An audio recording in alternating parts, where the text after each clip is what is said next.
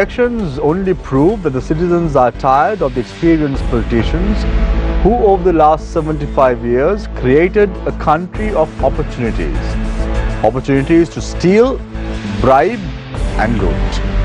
Good evening and welcome. This is Face the Nation. Our topic of discussion is the run-up to the local government elections. We've invited 4 guests to our studio this evening as well, representing several political parties. Attorney at Law Lakmali Hemachandra joins us from the NPP. She's a member of parliament. Also joining us this evening is Dr. Mahim Mendis, representing the SJB. Also President's Council Attorney at Law Maithri Gunaratne, the leader of the United National Freedom Front, as well as Attorney at Law Dimitra Abeysekara, representing the Sri Lanka Podujana Peramuna. To pose questions from our panelists this evening, on to my immediate right is Newsfirst, Consultant Director at Newsfirst. On to my immediate left is independent journalist Shihar Anis. You too can join in as far as the conversation is concerned. The number to send in your messages via WhatsApp is 076 656 5353. The number once again 076 656 5353. So let's get the ball rolling today with Lakmali Hemachandra, Member of Parliament from the NPP. She's also an attorney at law, so she'll be best fit to answer the first question that I'm going to pose to you. Lakmali, since January this year to date, there have been 27 shootings, 22 deaths. What is happening relating to the country's situation in terms of security? Isn't security under threat under an NPP government now? The time starts now. Thank you for having me here, all of you, and it's good to be back. To answer your question, Shamir, I think yes, there have been an increase of incidents of shooting. We do admit that, but we also think that's because the NPP government has started coming down on the underworld, and we have also done a few changes in the police department over the past few months. And what we usually see with the underworld and with all these gangs of organized crime is they usually operate under some sort of political patronage or some sort of political coverage, which they don't have right at the moment. And there is a bit of a between these gangs, between these groups, there are clashes. We do see that. And there have been several incidents of shootings because of that. And so we are trying to get it under control. We don't see this as a threat to security of, let's say, civilians. In that case, people who are not connected to organized crime gangs. Most of these incidents are actually, I'm not saying that all of the shootings incidents during the past 3 months or all of the people who were killed in the past 3 months were connected to organized crime gangs, but the observation that we have as the government is that most of these people are from one gang or the other and they are shooting each other. That's what's happening. So we're trying to get it under control, and we do see that there is some sort of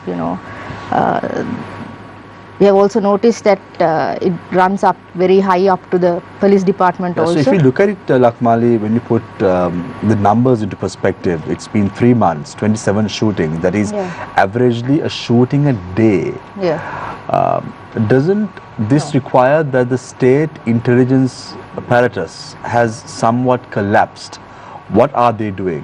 Is it because we are facing a situation that we don't have an IGP that is supposed to be running the country's police department at present? Is that the reason? That is part of the reason. I mean, our police is still being restructured and reformed at the moment, and that is part of the reason. But I also think organized crime is a bit unsettled at the moment. So we see this movement within the crime gangs. It's this is not something that is spilling over to a civilian threat at the moment. So I want to ask you a question. This was even in fact posed by the judges of the Court of Appeal when the case against when Deshabal Tendakon moved a motion prior to his arrest at the Maithri Magistrates Court several days ago. He signed the proxies for the President's Council to appear before him. In court, as far as the motion is concerned. Where did he sign this proxy, or what happened in terms of taking charge of this proxy. Where is the CID? Where is the intelligence apparatus? Aren't they supposed to at least get some lead when they know that something of this sort has taken place? We don't have a super powerful, we have so many criminals at large. We do know that. That Deshabandhu Tennakone is not the only criminal at large or the suspect at large. There are so many people with warrants at large and they are not being arrested. We know of this case because this is so high profile. But our police is not fully equipped to go after everybody that, and sometimes they might also not have the political will to go after certain. In the case of Deshabandhu Tennakone, he is the current IGP, whether we like it or not. So until there is some protection within the police department also, I'm sure there is concern. So you all have taken steps to impeach him now? We have basically presented a resolution to the Parliament under there is an act, Removal of Officers Procedure Act, and under that act you have to present a resolution to the Parliament requesting an inquiry on the IGP, and we have presented that resolution, and once that's true, there will be an inquiry on him by three judges and former IGPs also. There is a special inquiry board appointed, and then his fate will be decided, but we are pretty confident that this is a resolution that we can push through and get a positive outcome at the end.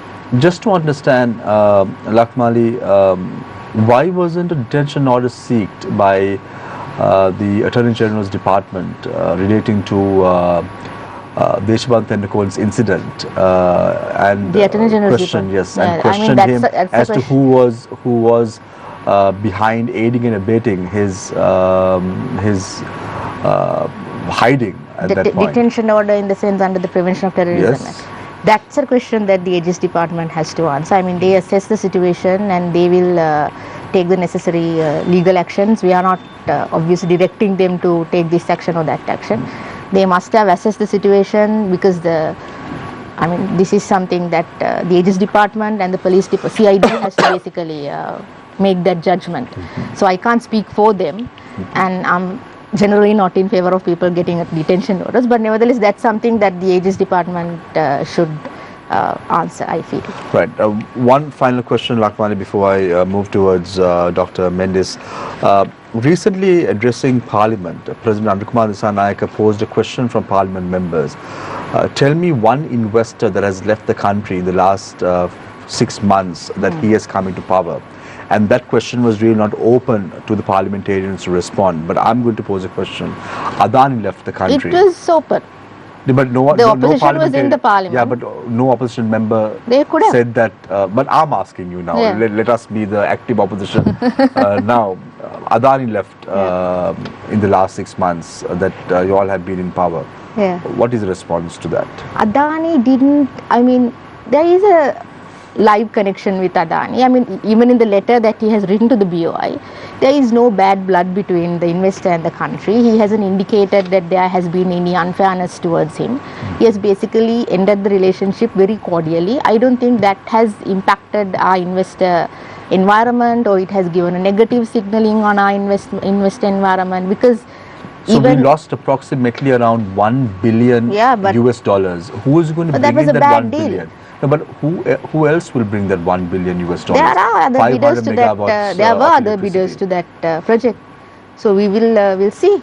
I'm sure if the pricing is right, we can still work with Adani Group as well. That's still open. Right. One more question, Lakmali. Now, a lot of people are saying that the NPP members of Parliament lack experience. Now, we are heading to a local government election. Now, this has been felt even more because there are more members of the NPP right now in the fray. Because in the local council elections, after they are appointed, it comes up around 8,000 people. So I'm just trying to figure out and wonder, do you all have the necessary capability for someone to run a local council within your team? Local councils are where people start. So I don't think it's necessarily very fair to. We do agree that in the parliament our members are very new. Because even Bimal speaking, he's the chief government whip. Yeah. He went on to say in parliament, I don't even know the names of the members who are in parliament. Almost, I mean, what he said was he doesn't know all of them. Yeah, meaning that it's not actually centrally decided who comes and who comes. So anyway, when you have 159 members in parliament and you say you don't know the names of all 159, it's a big question mark. But even he doesn't know, so you can't expect the public to know. Yeah, sure. So really it comes to the question as to how would the public know who the public representative is going to be? As long as the electorate knows, and as long as, because they are not. But do you all have the necessary experience? Let's take a look at example Colombo. You all have a brand new politician. Yeah. She has not even led the local council at any given point. So almost all the local council elections, you all have all new people. Yeah. There is no one who has the experience, because all the experienced campaigners are now in parliament. Yeah. At least a little bit of experience. You all don't have even a bit of experience in terms of the local council elections who you all have fielded. So how confident are you that the people can rely on you all moving forward? we do have experienced local council candidates also. I mean, if you look at the Colombo local, Municipal Council, we have a member who has been there for 23 years running as well. Yeah, so it's a mix of. Yeah, but the member who's running for 23 years is not the mayoral candidate. I mean, that's not a bad thing. That's not a bad thing. I'm just saying. We are open. I mean, I'm just saying. Who's going to head the councils? Yeah. Their experience I'm talking about. So I mean, if we talk about Rai has her own set of skills. She brings a lot of empathy and a lot of understanding, especially towards women, into politics. And I mean, she's a very talented, capable woman. I will never underestimate what she can do in a municipal council level. And she actually ran for the parliamentary elections as well. So the party had a lot of confidence in her even at the general elections. So I mean, all of the candidates in the municipal election, Shami, are new. Lakmali, just one most question. Of the mayoral just candidates. One question. Is empathy good enough? It's very essential. To lead a local council election, which is known to be similar to a cabinet portfolio. Yeah, I mean, why not? I'm not saying that empathy is the only thing that she brings. She's a very capable. She's a mother. She runs her own family. She's a very capable woman. She's not somebody that you can undermine. No. I'm saying, can someone? She's a working woman. She has been a working woman. I'm asking. You're not getting my point. You know, being a mother is good. All that is well and good. I'm just asking for the people who's watching this show tonight when they are supposed to make a decision against someone who has experience. I'm not saying that empathy is the only thing she has. For the past few years, as long as I've known her, she has been working very closely with the Colombo city people on various issues that they have been facing. She has done a lot of research on the city, especially on the housing issues. So she's very aware and very informative about what is happening in the city. And she has a very good network of people who's supporting her in the city as well. And she has built that over a very few period of time. So I think she's a very capable candidate, and we have a good team supporting her and a good party supporting her. So I don't see any problem with Rai running for the mayoral candidate. Right. Thanks a lot, Lakmali. Hemachandra, attorney at law representing the NPP. She's also a member of parliament. I now move my attention towards Dr. Mahim Mendis from the SJB. Dr. Mendis, we're talking about elections. We saw the manner in which how several weeks ago, Hemachandra went on to say that Gunaratne is going to be your candidate for Colombo. What really happened?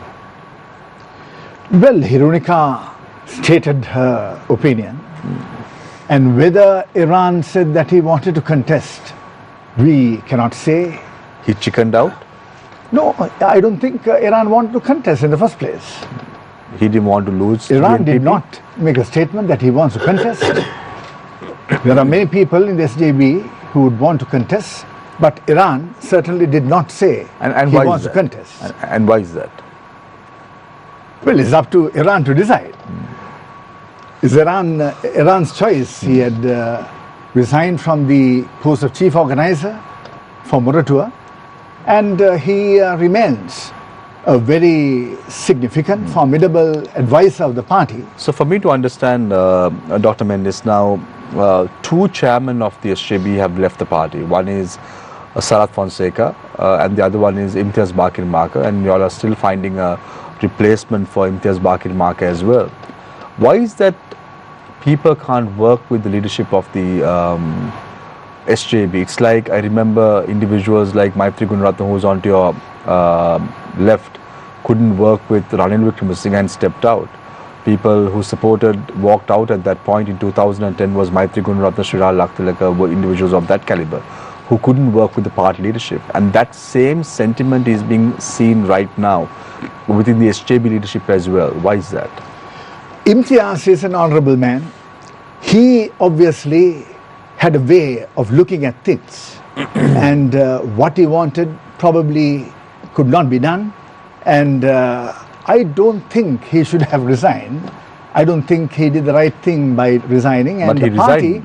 the party and the party leader has not accepted his resignation. We all want Imtiaz, That's a even gentleman in worse. politics, That's to even remain. Dr. Mendis, that's even worse. Just imagine you have someone in your party who does not want to work for the party, and he's stepping aside, and your leadership is not No, accepting you cannot say that resignation, and he's not even giving another person he the never said. opportunity to be the chairman of the party. That Imtiaz shows did the not lack of say. leadership within your party itself.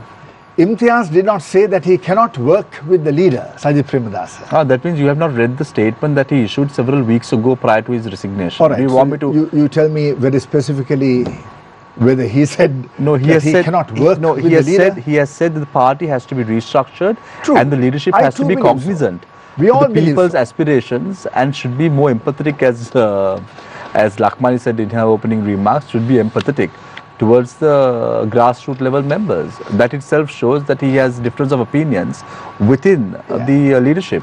We all hold the same opinion that party He's bad. needs restructuring, and there's no doubt about that. The leader also believes in restructuring, and the working committee believes in restructuring. But the style of doing things may not be compatible. Imtiaz, as I said, Dr. Mendis, just is a want very to, moderate person. Dr. Mendis, just want to understand. In 2010, which party were you supporting in your political history? In 2010, long time back, I'm sure you 15 years remember. ago, well, of course, If you want, I can. I have not I can been- make you. I cognizant was about more the party. involved in the Federation of University Teachers absolutely. Associations Yeah, if you as a did, media spokesman, Yeah. and I was not involved in party politics. I got involved, if at all, on the invitation of Sajid Premadasa in 2015. And I remember people like Maithri invited me So I will make you. to address meetings in Badegama. Let me help you remember a little bit about party politics, because you say that you were not actively involved at that time. 2010, the UNP suffered a very bad defeat at the presidential elections. Sarath Fonseca was their common candidate at that time, and as a result of that, there was a revolt within the party to restructure the party. So at that time, the leader of the party was Ranil Wickramasinghe, and since then to now, it's 2025. Ranil Wickramasinghe still happens to be the leader of the party, and restructuring has been just a buzzword for the party leadership of the UNP. Isn't that the same case now with the SJB as well? Absolutely not. Ranil Wickramasinghe was asked to step down from the leadership. There's no doubt about that. And he was adamant. He was aggressively resisting. And that's very clear. In the case of Sajid Premadasa, I don't think anyone in the working committee, including myself as a member of the working committee, ever wanted him that happens. to step down from the leadership. That happens. You know why that happens, Dr. Mendis? When you appoint members who are very close to you.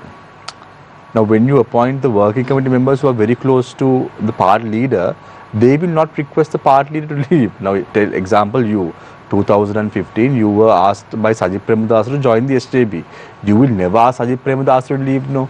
No, at the time it was the UNP. Yeah, 2015. yeah, but it will never happen, no, Dr. Mendis, so when you appoint members of your own clan to the working committee, it will never happen. Well, now, But is that the same sentiment within? Is that the same sentiment within the grassroots? Do they want Sajid Premadasa to remain as the leader of the party? Obviously, I don't see any reason to say anything contrary to that, because Sajid Premadasa polled 4.5 million votes. As a leader, he was very popular, no doubt about that. And we know, well, let me admit, that the electoral organizers were not that formidable. If we are to engage in soul searching, Right. the SJB as a party probably was less popular than the leader, Sajid Premadasa. Very quickly, Dr. Mendis, not last week, the week before, when I was moderating the show, we had Kusum Vijaytilaka, who is a member of the SJB. He Working committee. Working committee. Then he said, you all are going to come in as a strong second at the local government election. So you all have already accepted defeat, right? Now, you told me that Kusum Vijaytilaka, my very good friend, working committee member, said that. I was on the show. dissociate from such a position, and So we you are think you all here will- so you all to are- give you a all- good fight. We are here to give a good fight, and there is no doubt that we will give a good fight. And you all we will come in a strong perform second. extremely well. No, that is Kusum Vijaytilaka's position. He is entitled to this position. I think in the course of the program, he also thought differently. But people like myself will never ever say that SJB is getting into the second position. We will fight to the end.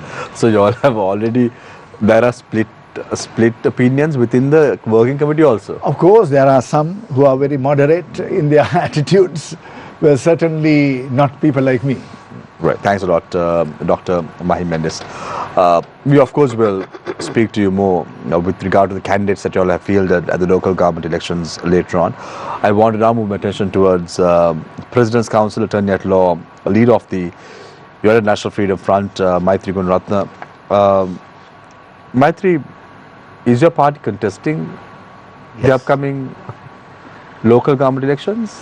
Well, we in 2023 we had fielded for 50 local government bodies, but this time we were unable to get many. We have fielded for about 6, and the main reason was that the deposits which was placed by the party was not released to the party, and they wanted the individuals who deposited the money to come and claim the money.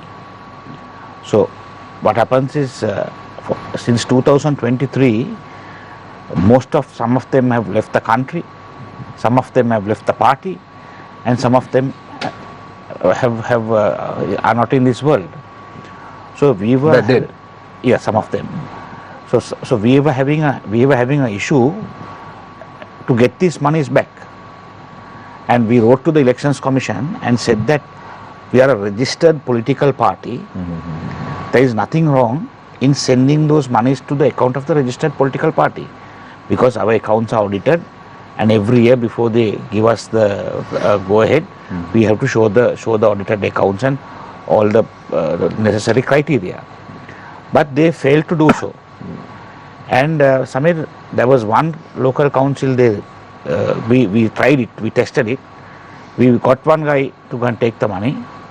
We never heard of him after he collected the money. I mean, his phones were switched off. So then I thought, Thank God, Maithri, we didn't appoint you all to parliament. Right. Just imagine, if you are robbing your own party, so what sort of robbing will take place when the country is in. So my quote at the initial, right at the start was right.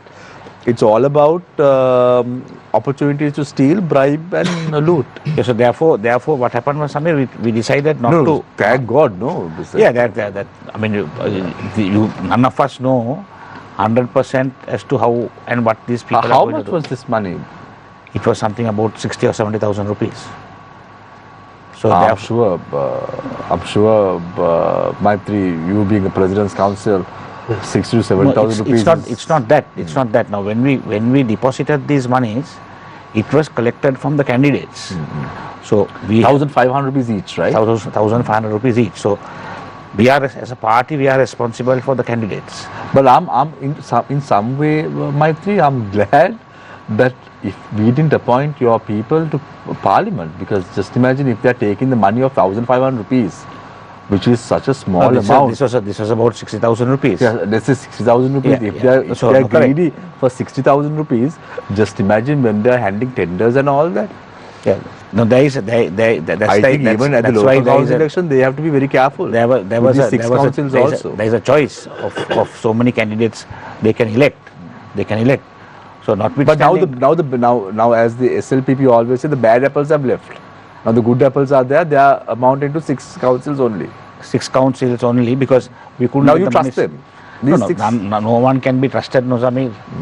No one can be trusted. I mean, once you give power corrupts, absolute power corrupts absolutely, right? So, we all of these people have to be tried and tested. So, we will have to see even in the future. Yeah, but in that way, Maithri, I'm just telling you, Anurakumar Dissanayake promises that the members who he has represented, who's being represented by the party in parliament, that they won't be corrupt, and that sort of an assurance goes a long way. No. Now even we'll say if there is a corrupt member after he's elected, we have all the necessary apparatus to get rid of them and appoint a new member. So, but now based on what you're saying, Maithri, they take the money and go out of the country. No, they're not. They have to find them. No, that's. I didn't say that they have gone out of the country. No, you said some of them have left the country. Some of them are dead. No. Some of them who deposited the money have left for foreign employment. Then some of them have left the party for some other party or other political activity. And some parties, the guys who are dead, I don't think anyone had died, but there are some parties, they couldn't claim the money because the guy who deposited the money has died. So what I'm saying is, my complaint is that the Elections Commission, having written to them, they having known the issue, known the problem, they didn't want to resolve it amicably because if we had the money, we could have... So you say 6 councils you all will be contesting, right? That's right. What are the 6 councils?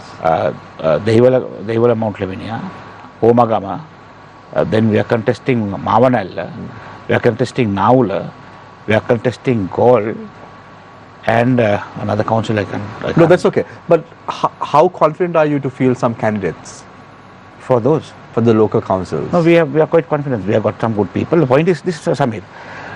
There are good people, there are bad people. If we'll say guys who are not suitable are appointed, the party has the ability to have call for a disciplinary inquiry, and within 3 months we can remove the guy and appoint another person. Based on the context of today's show and what you have told already, why must people appoint members of a political party that has robbed their own political party? No, so those guys are not going to be. They are not running. They are not running. We have not submitted them to run for this election. So these are brand new slate of people. These are new people. None of them have been tried and tested. That will happen only in the run up to the election and thereafter. So, one question for you, Maithri, before I move to Dimitra. Now, you came on this show a couple of months ago and you said that time and space has to be given to the NPP to perform. And Anurakumar Dissanayake has now got a mandate. Do you still believe so?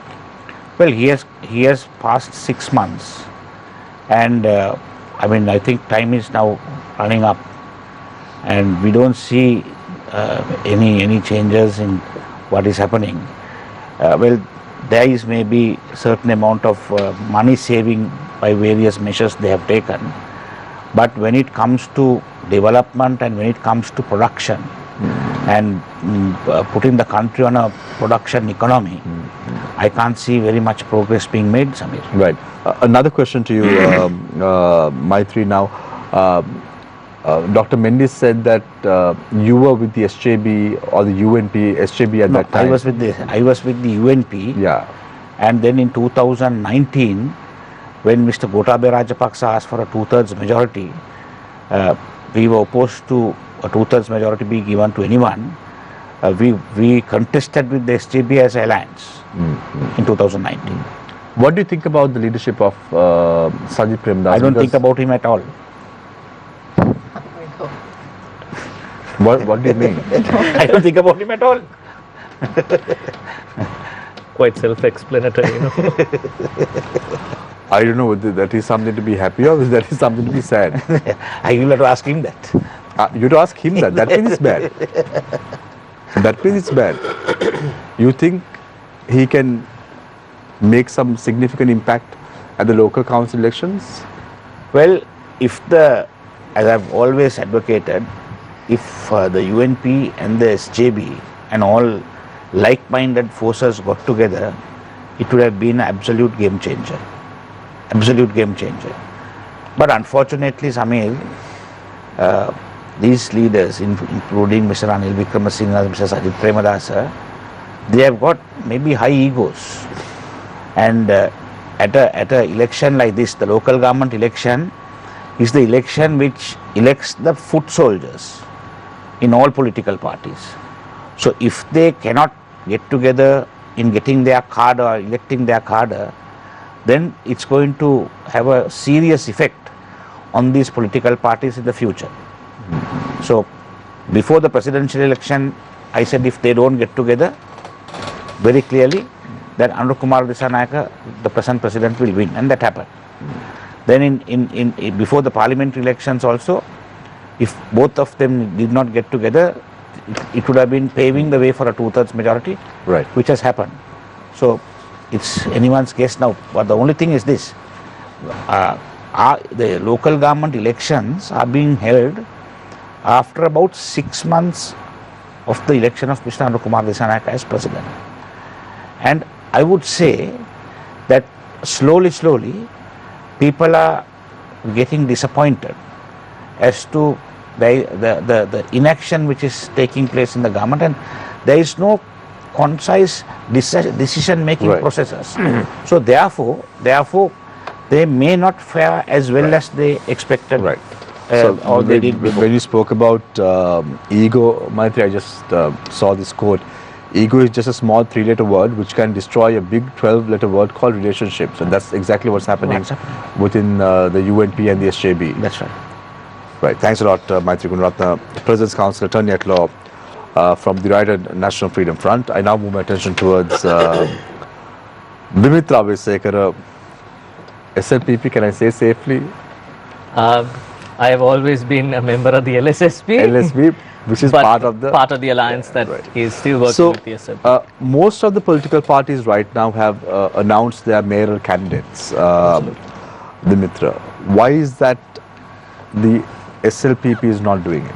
Well, Shamir, I'll just speak a bit on the background of the current political climate and the culture that is in existence, right? If you look at it, we have time and time again, including the last election, and I think Lakmali will agree with me. I don't mean to offend anybody when I say this, but the reason a majority of the members of the NPP also got elected was because of President Dissanayake, right? And this is strengthened by Chief Whip Honorable Bimal Ratnayake's statement that you brought up, where he said he doesn't know the name of most of these candidates. They didn't know the qualification of most of these candidates.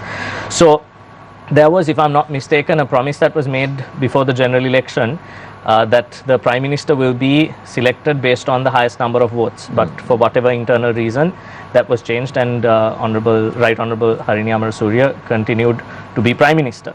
So I believe that in a truly democratic system, choosing a mayoral candidate, one, out of process, like you said, the fact that there is somebody who has been in the NPP for 23 years has not been made the mayoral candidate, I think vitiates the kind of political future and a new political order that we would want.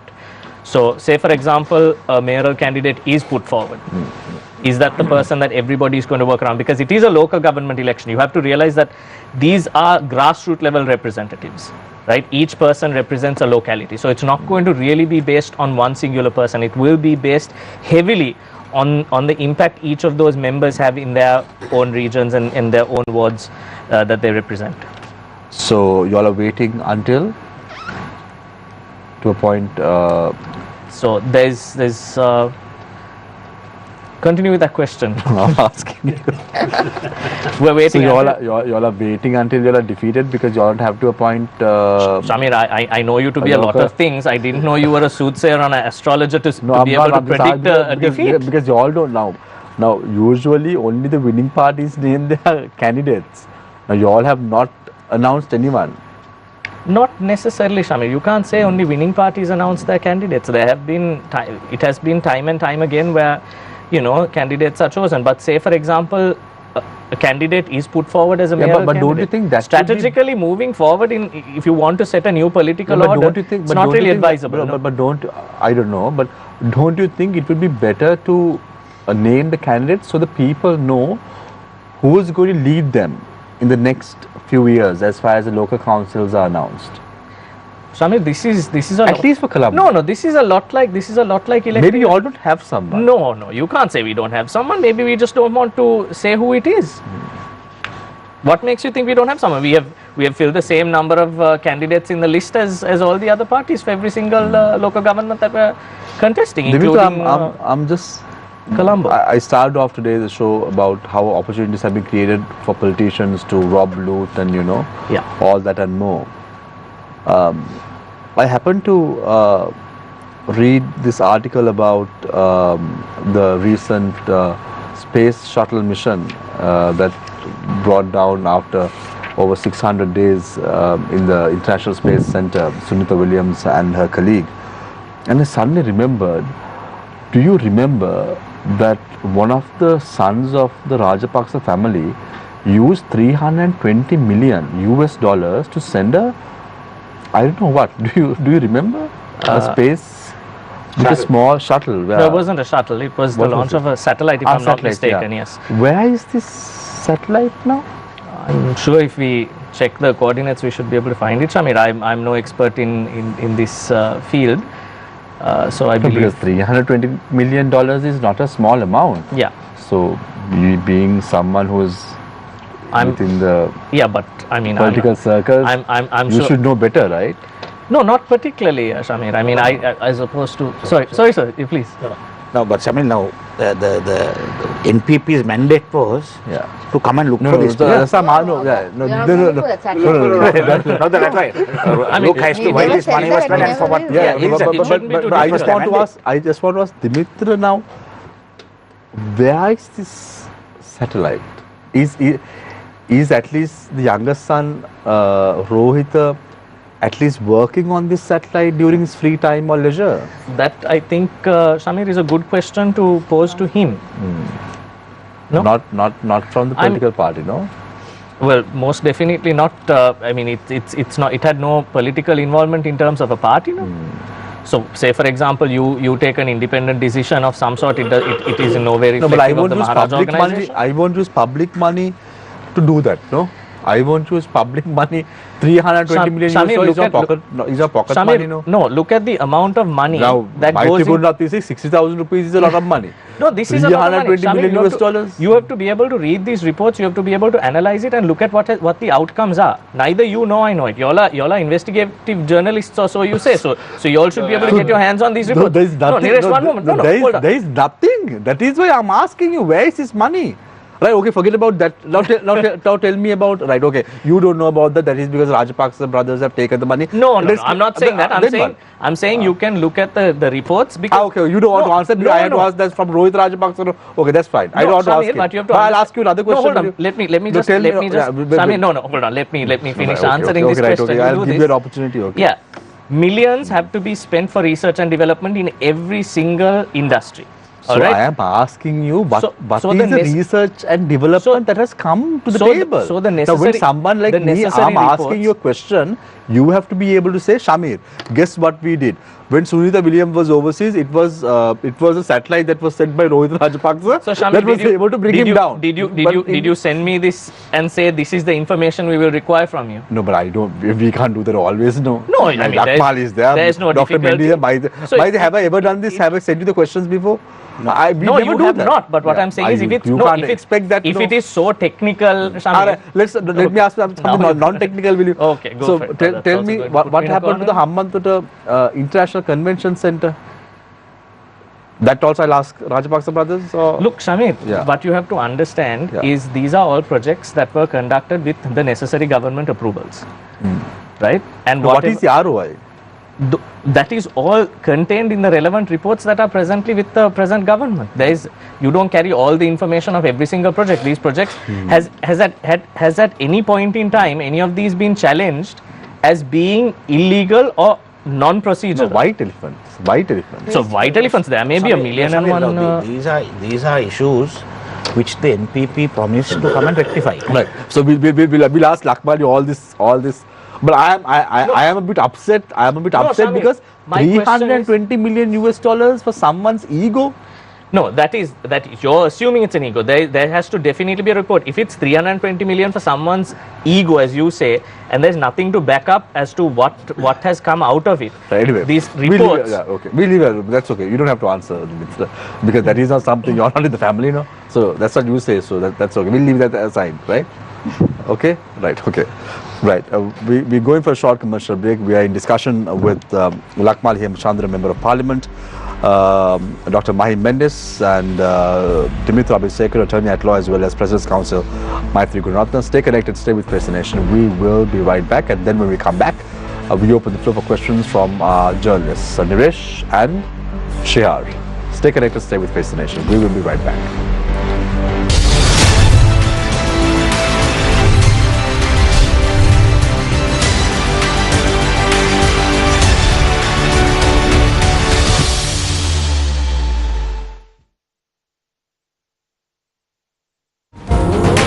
Every day, millions face the impossible.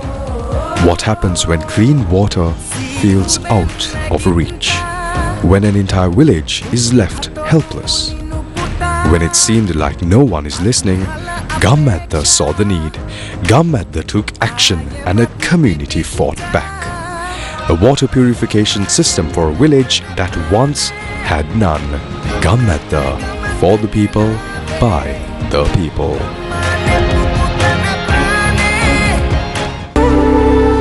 උතුරු මැද පළාතේ අනුරාධපුර දිස්ත්‍රික්කයේ දකුණු මායිමට වන්නට පිහිටා ඇති ගල්නෑව ස්වභාව සෞන්දර්යයෙන් අනූන සාරවත් කෘෂිකාර්මික ජීවන රටාවකට උරුමකම් කියන්නේ අනුරාධපුර රාජධානියේ ඓතිහාසික විශිෂ්ටත්වයට ජීවමාන සාක්ෂියක් බවට පත්වෙමින්. මෙවන් වූ ඓතිහාසික වටිනාකමකින් යුත් රාජ්‍ය රට පුරවරයේ ගල්නෑවට මෙවර සිරස වසන්ත උදානය අරගෙන අපි එනවා.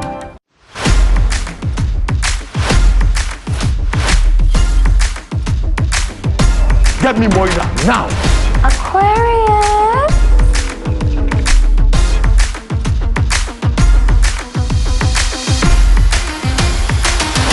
Oh, what a baby.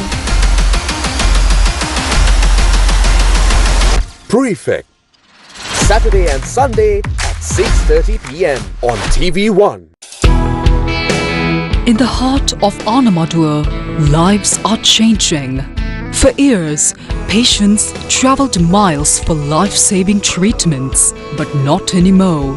Gunaratne renovated a building to establish a dialysis unit at the Anamadua Base Hospital and constructed another building to house a medical-grade water purification system. Gunaratne, for the people, by the people.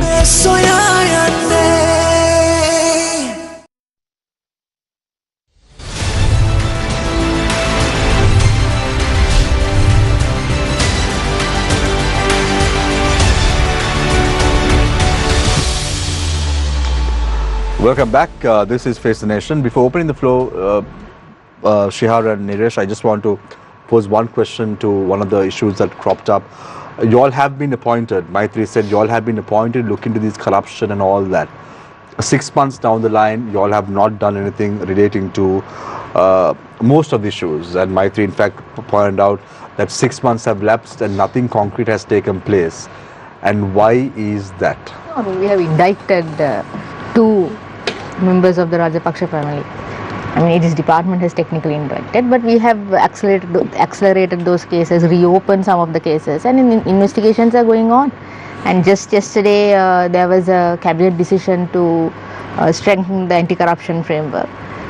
We are bringing the Proceeds of Crimes Act, which was supposed to be, passed actually last year, and it was postponed. So, and we have strengthened that law also. So we have done a lot, I think. You can't do a lot within 6 months. We have started the process. Yeah, but I just want to ask you, now, Deshpal Tendakon was hiding, right? That's what the police says, yeah. Is that's what the police says, that he was hiding. He was hiding. He was not But to be who found. was supporting for him to be in that, wherever he was? We do not know that. I mean, that's under investigation, right? Right. Now my question is about the VFS deal that took place several years ago, and this was one of the biggest issues that came to play during your political campaigns as well. Tell me what sort of... Last year. 2 years. One year, last year, just several months ago. Several years ago, there are so many other cases. things which, but the VFS deal. I mean, there are so many cases I just want to... under the previous government, under investigation. Let me ask you. So, that VFS deal was handled at that time by the minister who was in charge at that time, was Kiran, right? What have you all done about that? I mean, let's see. There are several. I mean, I don't want to come here and disclose any information that I know of I'm not asking you to disclose, but what sort of action is being taken? Any investigations that are pending or that are being done, obviously, as members of the parliament, we are not going to poke and ask what is happening with investigations, and we are not privy to information about investigations that have been done. We do know that there are several investigations pending, and there are, there are some being done, and I mean, we have to rely on the public security ministry for all of this information. Shami. These are not. No, but action will be taken on all this, right? Yeah, of course. If there has been any, irrespective of, if there is any corruption that has taken place, if there has been any misdeed that has taken place, and if we can trace it back to these people, right, which is what we are trying to do right now. Some of them we have traced back, some of them we are still trying to trace back, and legal action will be taken. There's nothing stopping anybody from doing. Why are you specific on VFS? I just asked. I have no idea. Okay. As an independent journalist who has questions, Shia, I just asked why. Okay. Lakmali, do you have any information that I don't have? No, I don't. Right, okay. Are you supporting the VFS? No, we cancelled that deal. Yeah. I don't. No, my question is, Lakman, follow-up question to Shamir. So, see, when you were in the opposition and even during the campaign, you had all the information about these cases, even about this Rohit Rajapaksa. I remember, you all were talking about this. But how many cases so far you all have, investigated? How many? I mean, what's the update on those? So that's what I told. There are cases under investigation. There are so many cases under investigation, and many of these cases, let's say the satellite case, this happened pre-2015, and I mean, we have to trace evidence. Is it being investigated now? I'm not sure about the satellite case. Honestly, that's what I said. We are not looking for the satellite as far as I know. But it might be under investigation because we don't know if each of these ministries have established their internal audit systems. Because I remember. Follow up here. I remember this. No, because you see, there are in every ministry, in every institution, there are cases that we have never stumbled upon earlier. There are new cases. There are so many incidents of corruption and misdeeds. So we are conducting audits in each of these institutions. They are all being audited, including the parliament. We are auditing the parliament as well, right? I remember the current president before the election, Kumar Dissanayake, he was telling that he has certain number of files in his cap full of files. Yeah, he doesn't want to kind of give it to anybody because he doesn't trust anybody. Yeah. So what happened to all those files? So those are there. He doesn't trust himself. No, I mean, it's just 6 months. We have to establish evidence for every case. These are files that were, I mean, so I have not seen these files, but these are files that it's a question of now. Maithri has a question. Now, Lakmali, I mean, before they came into power, they had information. We do have information. With regard to all the corruption and the crimes in the country. But the irony is, now they are in power. And they are pleading that they don't know. No, that's not what I said. I did not say we don't know. What I said was, when we were in opposition, we had certain information, right? We knew that there were cases going on. We knew that there were corrupt deals that were going on, and you have enough evidence even now. Even let's say the Adani deal that we were talking about, right? It's overpriced. How was it overpriced? The Sampur deal that we negotiated and we brought down the prices. Some of these things are overpriced. Some of the tenders, the medical NMRA even I think today also it came under the COPE. You can see so many institutions which have done corrupt deals with a lot of people, right?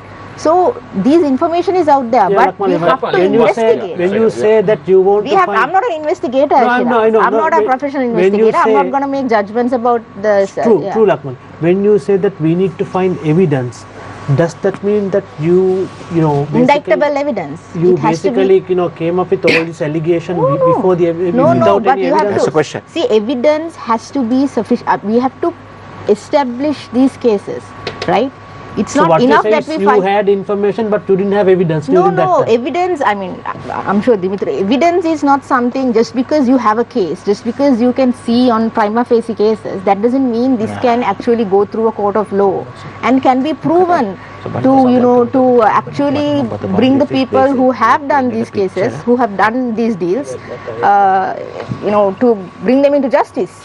You can't always guarantee. You have to have strong evidence, right?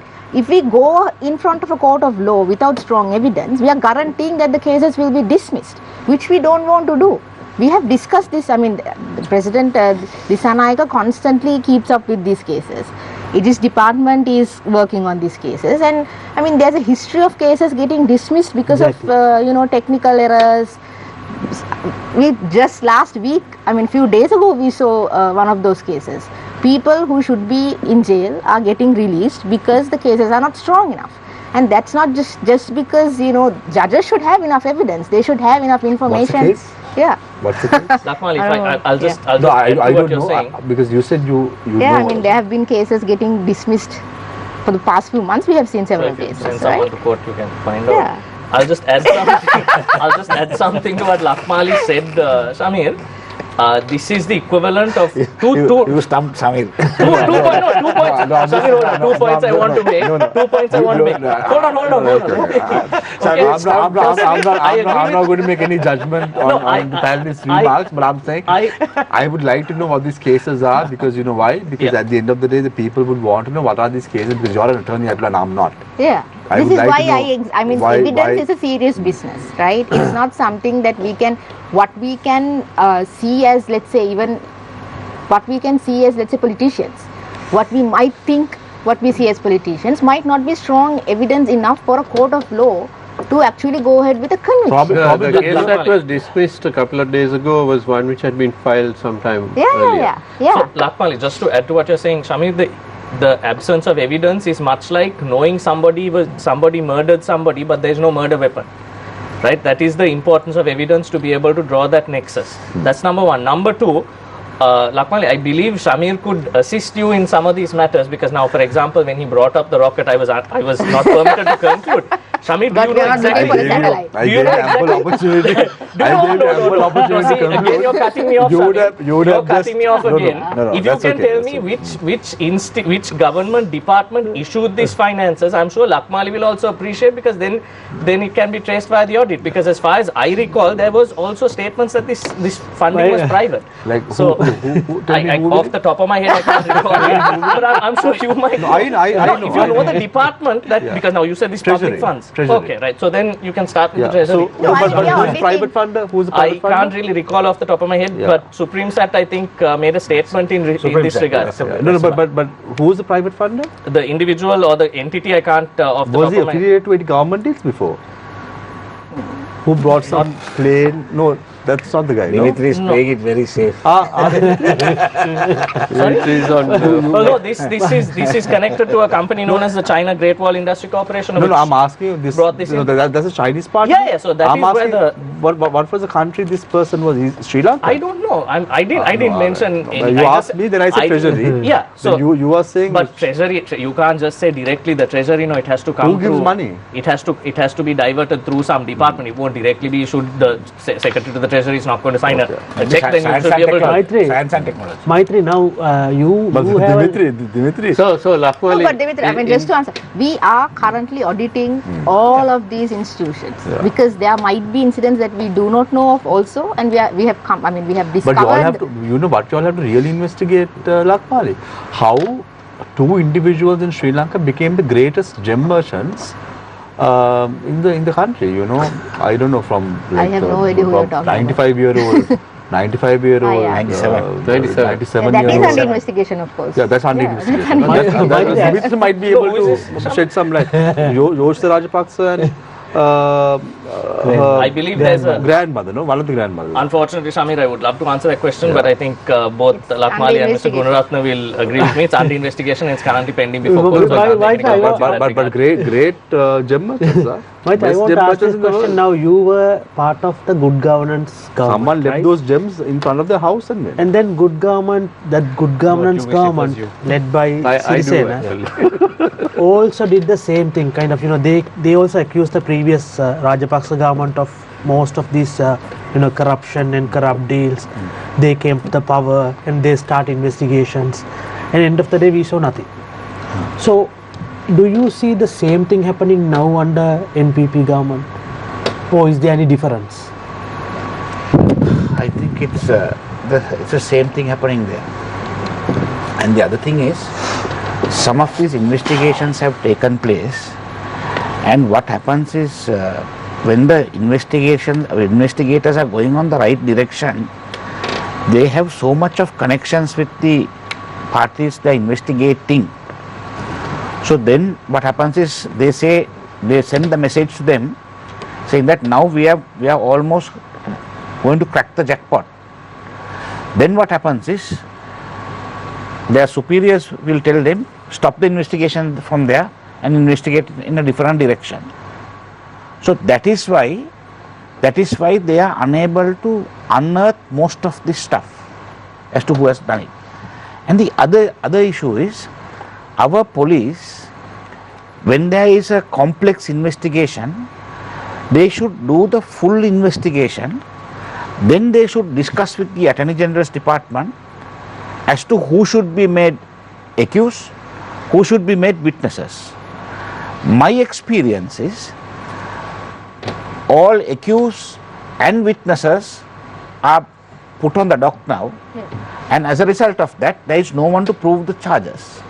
So this is deal within deal and wheel within wheel. Deals within deals. Now, for instance, I am handling the MIG case. I am having the MIG case. I am appearing for two of the Singaporeans who facilitated this deal. Now, the MIGs were available at $7.5 million US. But we paid $15 million. We paid $15 million US. So now my clients are the facilitators. But what has happened is, they could have been used as extremely good witnesses to find out and unearth this deal. What they have done is they made them also accused. So where do you get the evidence? Then are they willing? Pardon? To give you this? No, Lakmali, that's the thing. You have to talk to them and see. For sure. You have to talk to them and see. But when you pull them by their necks and put them into the dock, how do you expect them to cooperate? So that is the issue. In most of this corruption, most of these cases, they plug in even the guys who can give evidence, strong evidence against them, they make them accused.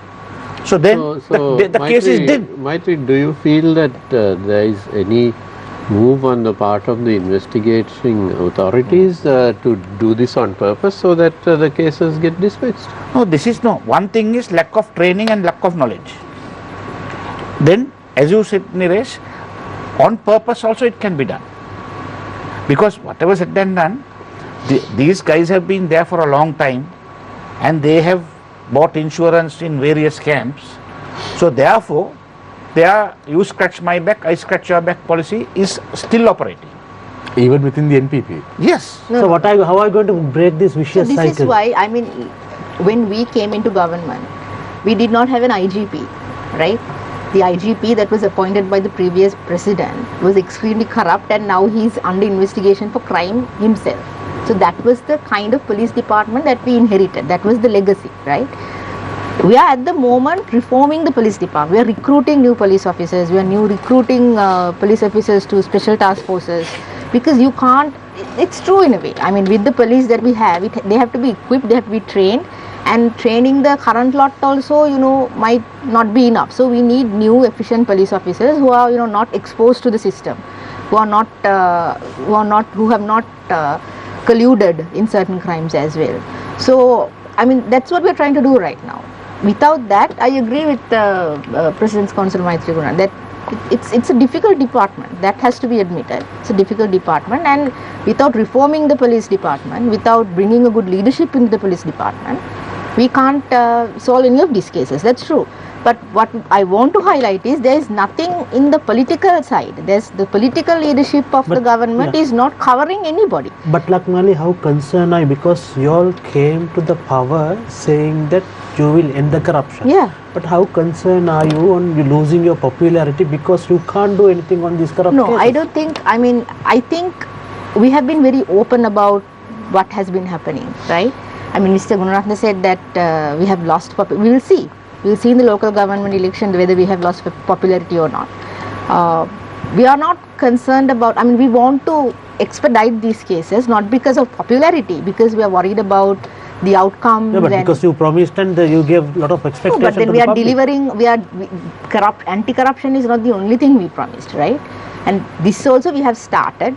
We have made good progress, I think, especially in reforming the police department. Even for a government, for a IGP to be challenged by the government, I think this has happened for the first time in Sri Lankan history. It brings an end to impunity at that level, right? And that sets an example for the police department. Also. I think that's very important. What is the role of the opposition here? In the context of what we were talking about, let it be very clear to the listeners that the SJB and people like us who have been petitioners in Supreme Court cases on bankrupting of the economy, we were not just waving flags like what some of the NPP leaders did. We are not waving flags. We very clearly proved in the Supreme Court with very clear-cut evidence as to who bankrupted the economy, who aided and abetted processes that led to misery for the people. But that did not help us, right? That did not help the people because... No, the thing is this. We were not just talking about it. We project ourselves, we position ourselves as a viable alternative to Ranil Wickremesinghe government and the Rajapaksa government. But how long did to this, the NPP. But how long did this process take? Let me finish. Dr. Mendis, how long did this process take? We have not been... I disagree with Dr. This is a very high-handed position to take. We really won the election. Whatever accusations levelled against Rajapaksas, it is fair. It is nothing but fair that they, whoever who levels accusations, prove beyond reasonable doubt that they have done it and they are in fact corrupt. Whatever that we said, we were able to prove. It is absolutely... Dr. Mendis, your case was in the Supreme Court. It was a fundamental rights case. This is decided on balance of probability. This is not a criminal case. It has to be investigated I want to later ask now, on. say, that's true. That's true. I'm not saying that we shouldn't have. Who worked against public trust. You got the decision from the Supreme Court. But what does that mean to the public? Did they get any compensation from these people? No, exactly. So you have to actually establish the causal The Supreme Court held that the rights of the people have been violated. Yeah. So that itself is part of a victory. That's true. Yeah. And Lakmali, one thing I want to just tell you that now in the police department, I am told that there are about maybe 10 to 15,000 people who are going to retire in the next few months. Yeah, we are expecting 20,000 new recruits. That's right. Yeah. So now that is a serious issue, Samir, because when you take experienced police officers, I think the government should pass maybe a bill or whatever to see whether they can make use of these people in police stations to either train and help the police stations to see that law and order is implemented. Because one thing we can see is moment these trained police guys leave, the guys whom you are going to recruit, it will take at least 5 to 10 years to train them to this level. So there is going to be a serious issue with regard to maintaining law and order if you don't have experienced people in the police station. So this is a thing which the government will have to look in a very positive way to see whether they can keep and use these people to maintain law and order in the police station. So I'm just adding to what Mr. Gunaratne said. I think both Dr. Mendis and both Dr. Mendis and I think Mr. Gunaratne will be able to, as well as Niresh, will be able to shed some more light on this. But the current environment in terms of law and order is quite reflective of the 90s, where the police force was not entirely within the control. It was not fully under the control of the government. There were independent factors acting which increased the underworld activities in the 90s. I'm not sure if you recall this, but Post-94. Post-94. That's right. There was a lot of underworld activity at the hand of not high-ranking police personnel, but police personnel connected to certain high-ranking politicians. So I believe the government in this instance, through their actions, have taken a a strong position in terms of strengthening law and order, but we have to give it time, because as lawyers I think we'll all agree it's not something that can be done overnight. So it systematically it will improve. So the And SLPP, I think Mr. Gunaratne's idea about keeping some of these, depending on whether they are non-corrupt. No, non-corrupt. I think So that's a good question. that can be Yeah, can that be was ascertained. something so to SLPP consider. has to give them some time, No, right? and I was going to also, I also wanted to add, Sri Lanka also, the police force for a long time had direct ASP intakes. We have not seen, and I think we will not be seeing for a very long time, an IGP who has risen from the ranks of SI. Acting IGP right now has gone up from being a police constable, and then he went up, coming out, reapplying. So that level of groundwork and that understanding is very relevant if you're going to be functioning at that top. So I think what Mr. Gunaratne said is actually on point. I just want to ask you a question, Dimitra. I don't know whether you'll also say that you don't want to answer this question.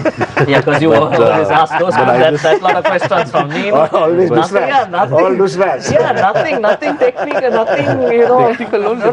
Too technical. Sorry, nothing that I can construct on and give like before it a... starts, You can't be unfair. You can't be unfair. Yeah. before it starts, Dimitra has made a assumption. Dimitra, just want to understand. Is it astronomical?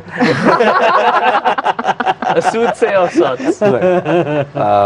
Dimitra, just want to understand, how important do you think a salary is to a non-salaried, for a salaried individual? How important is salary every month? Well, Shamir, let's take for example any individual who may have, say for example, wealth. A salary is not as important if you have wealth, and wealth is not necessarily money. No? What is it? Well, it varies. For some people, it's peace of mind, joy, and happiness. For others, it's But you material. have to eat and drink and wear and all that, right? Yeah, so I mean, So that you. I think the leader of the SJB once said that he has friends who take care of him. So just like that, a lot of, I mean, you can't expect to see politicians getting hundreds of thousands of votes, right, at the very minimum, and not having a couple of people who might be willing to assist them in that regard. If the opposition leader of the country can make a statement on that regard, I think that is probably the case for some The current people. president made that remark. No, I believe Their needs are looked after. that is true, but also the By the SJB, party.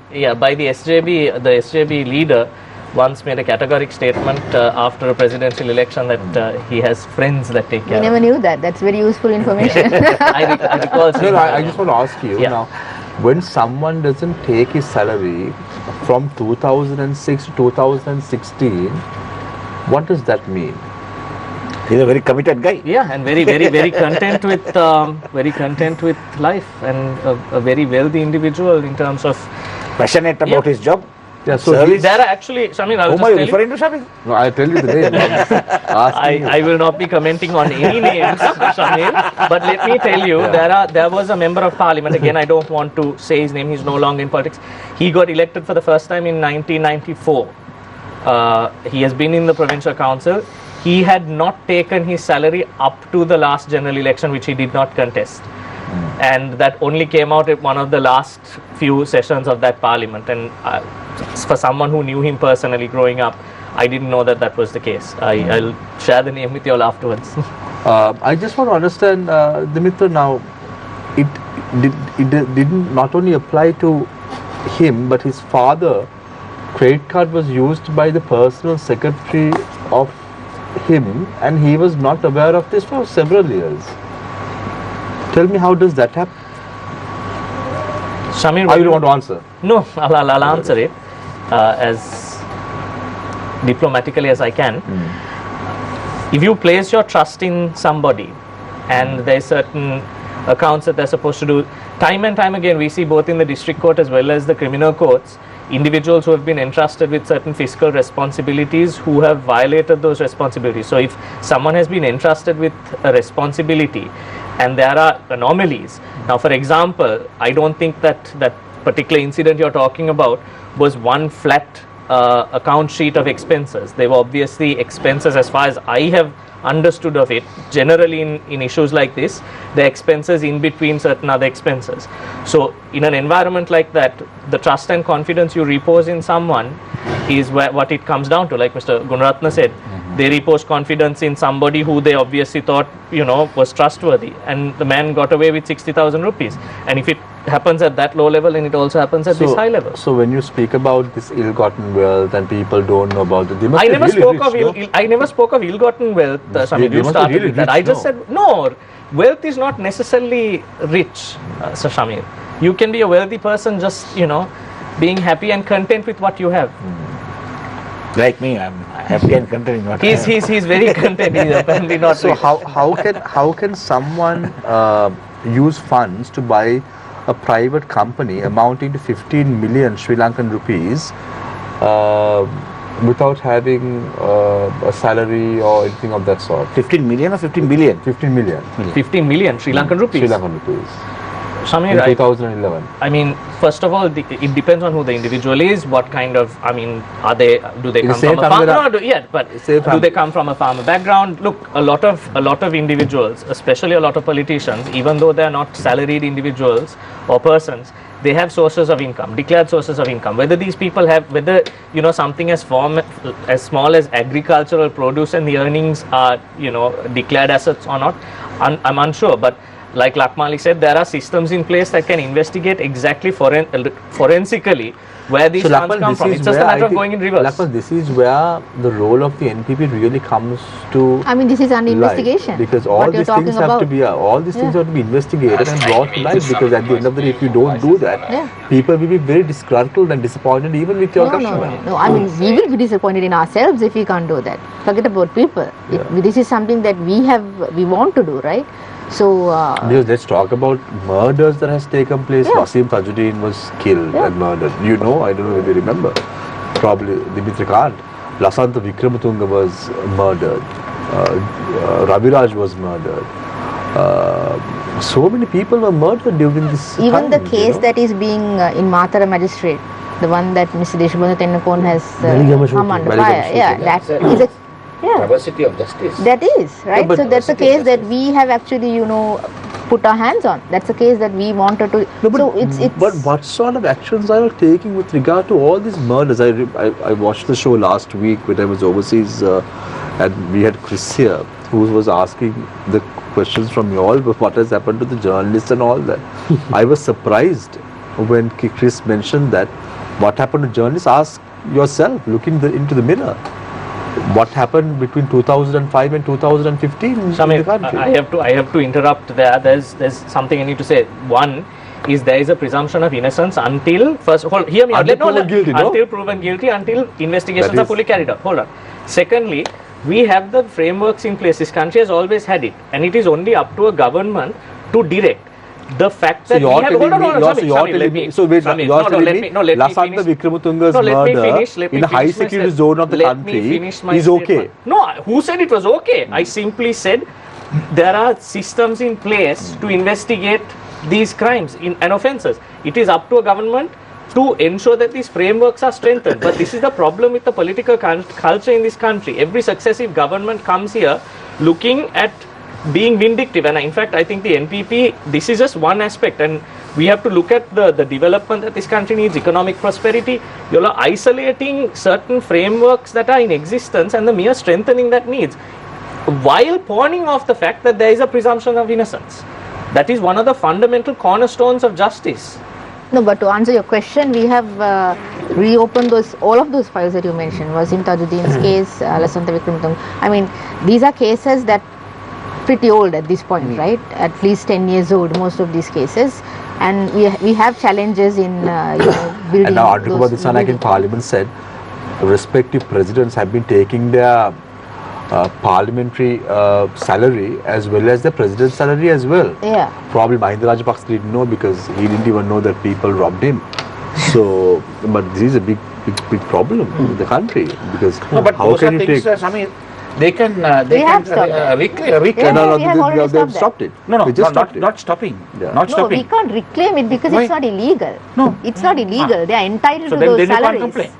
They are entitled to those salaries. No, because the point is this. It's just that you it's can't take your unethical. parliamentary salary as well as your president's salary, because once you become president, you cease to be a member of parliament. Not parliamentary salary. This is the pension. The pension. You're talking about the pension. But the thing is, Maithri, at least we are getting to know about all this now because the president is very open about all this. So that's good news. Yeah, that's good. We are in the right direction, you know. Maithri, I want to ask, Shamir started with this issue on security threat, right? He started the forum today with the security threat issue. Now, if you see 2018, right, when Yahapalne government was really going well, we saw then President Maithri Sirisena started cracking down the underworld and drug dealers, right? And then there were court cases coming up of Rajapaksa's previous regime's corruption cases, and then suddenly we saw the constitutional coup, right? The 52-day, suddenly Rajapaksa became Prime Minister. Ranil Wickremesinghe was sacked, right? And there was kind of a political instability. And then again, in 2018, before that we saw Digana riots, right?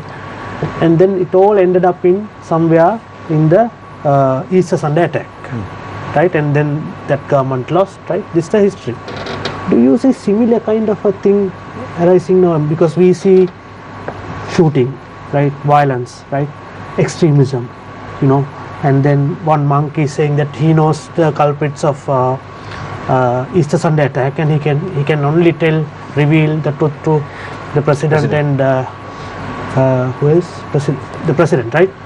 So what's really happening? No, Sahid, with regard to the Easter Sunday attack, there was for maybe 1.5 years to 2 years, or maybe even 3 years, there was enough intelligence which was coming up saying that there is extremism taking place with a very small group of Muslim youth. But none of this information was taken seriously by the state intelligence services. And now even the Easter Sunday attack, they got the information on the 4th of April 2019, and they were putting it up and down here and there, meddling around, saying that this is not authenticated information. Now, I can understand the situation where if there was no run-up incidents taking place, if there was nothing like that and some information came that there is going to be a Easter Sunday attack or a attack on VIP installations, then it's a different issue. But you would know that various places, Eluwankulama, then in the eastern province there were motorcycles, guns were being stolen, camps were being found where there was training taking place. So that only goes to show that someone was getting ready to do some mischief. So when the information came on 4th of April, the intelligence services just sat on it. So Maithri, are you saying that our intelligence services intentionally ignored, which is aiding and abetting the crime, isn't it? Now, a similar incident took place.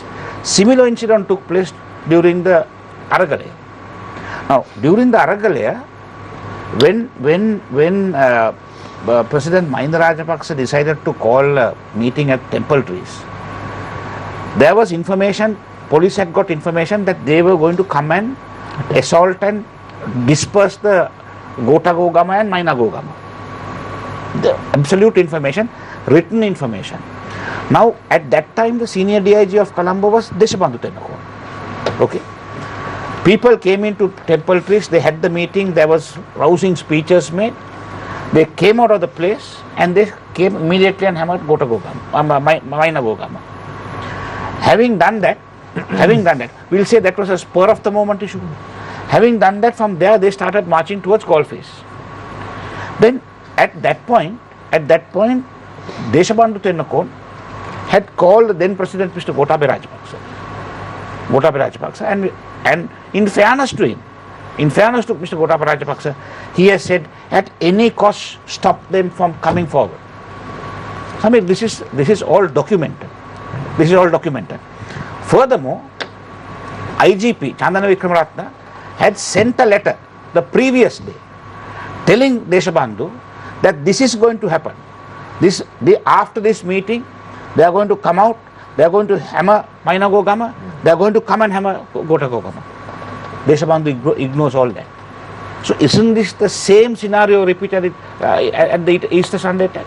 They get the information, they don't do anything. Deshabandhu gets the information, he doesn't do anything. So Maithri, you didn't ask my question. My question is, do you see a similar kind of a situation now?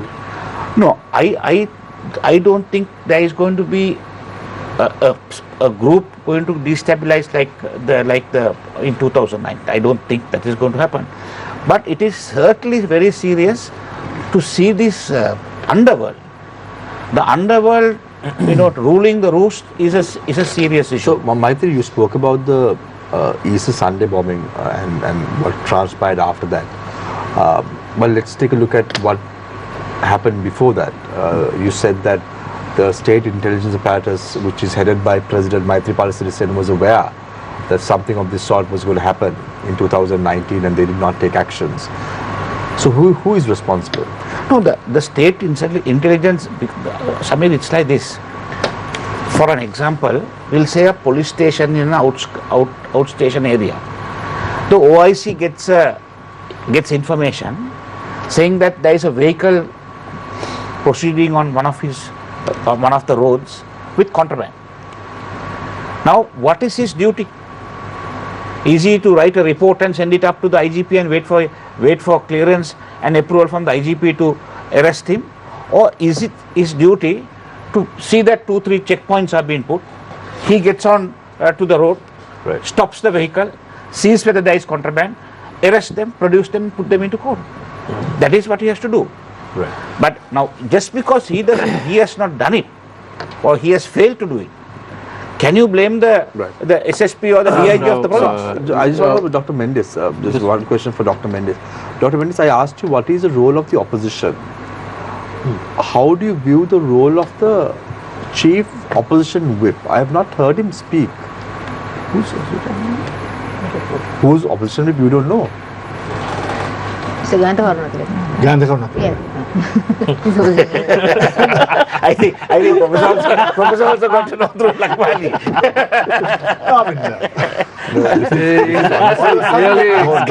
Really not making a big impact in Parliament. Don't get me wrong. I've not been thinking of opposition whip at all. Dr. Mendis, don't get me wrong. This is laughable. You all have to go in front of the mirror and look at yourselves.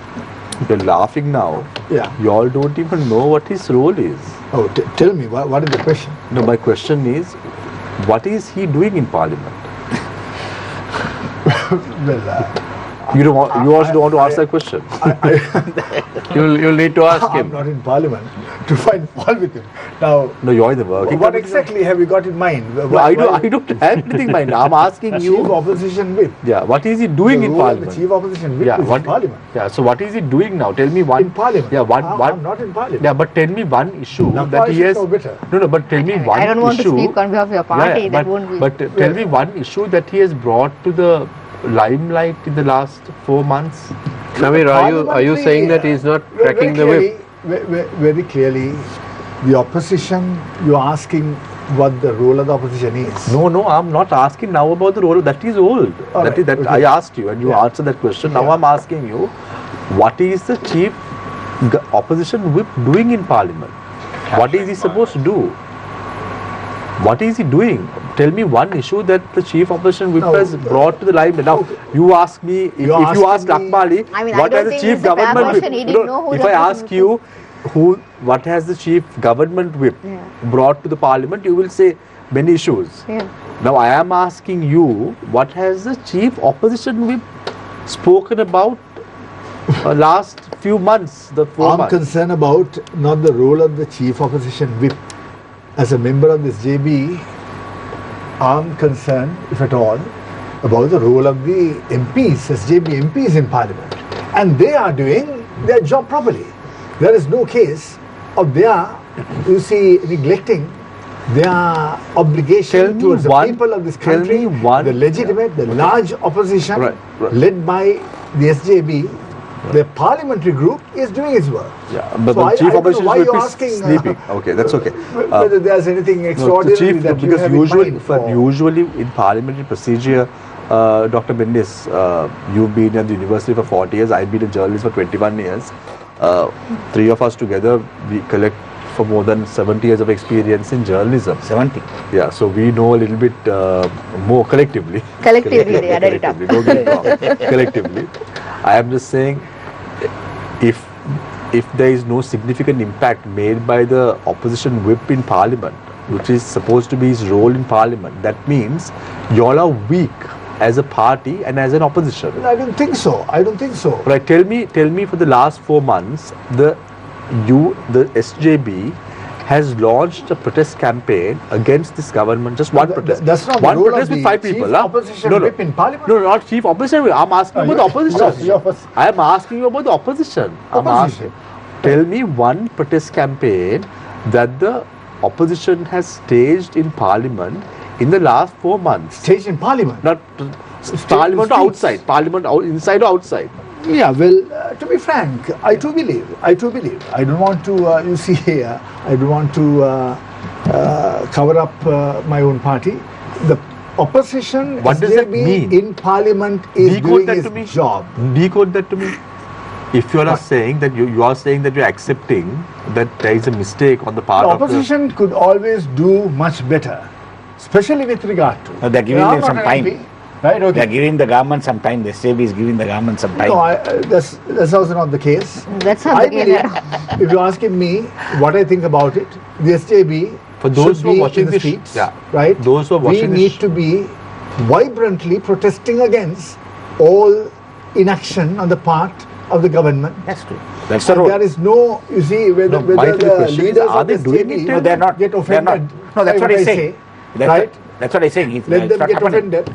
That's not happening. Because my He's also saying responsibility it's not happening. is towards the SJB and the party supporters. No, and the people of the country. We believe, and the people of this country, I firmly believe that the SJB should be protesting, That's right. vehemently protesting against inaction on the part of the NPP. Correct. If that has not happened, well, of course, I feel sorry. This is not an insult. This is not an insult to the SJB. But isn't that the weakness? I love my party very much. Isn't that the weakness of the opposition leader himself? Well, I don't want to say that. You see, the thing is, opposition leader has his own style of doing things. As much as Gunaratne, you were worried about chief opposition whip, right? Okay, they, Imtiaz Baki Marker you were talking about. Okay, they all have their style of doing things, and we are asking Mahim Mendis as a member of the working committee, right?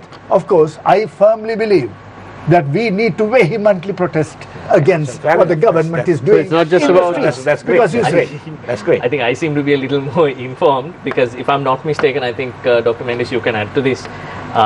To answer your question that was directed at Professor Mendis in terms of what they've done to protest, I believe, and I think Lakmali can correct me, they agreed not to, this was on a statement made by Honorable Gunaratne to not attend any other committee meetings because they've only been given a place at in the financial committee, and on that basis they will not be, they made a statement that they will not be That is not, attending that's not any of the that is not a protest. That is not that is translating into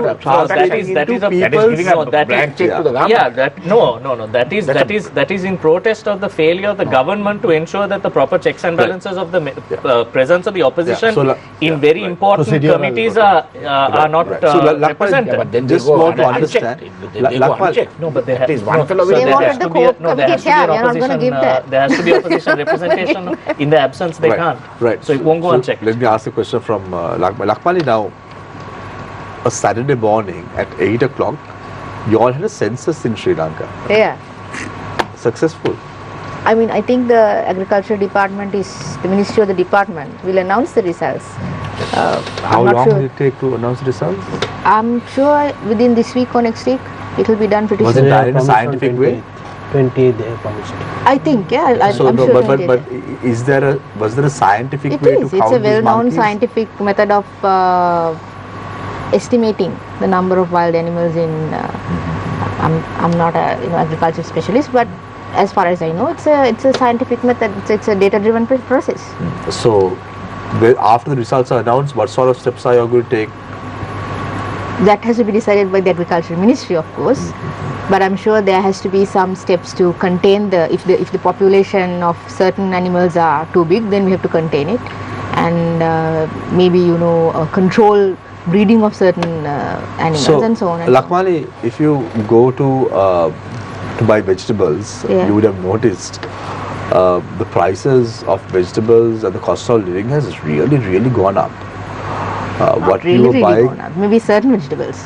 Certain vegetables, if you look at carrots or beans or cabbage, beans are 700 rupees a kilo. And if you look at the prices, more than 1,000, I guess. And I will tell you, Lakmali, a litre of extra virgin coconut oil, which was at 1,700, is now being sold at 3,700 rupees. Yeah. So this is a big problem. Yeah. So I mean, there is a problem in our food supply, Shami, that we have. But how is it going to be addressed now? All of you all are accepting now. Yeah. Dr. Mendis is accepting there is a problem. We have been in power for 4 months, right? Yeah, but how is it going to be arrested? That's what I'm asking. So we have to control the supply. Obviously, there has to be. We have a food security committee.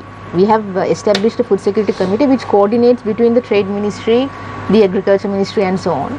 So they are constantly monitoring these prices, and they are coming up with future actions, because what we have done previously is we have not really predicted any of these problems.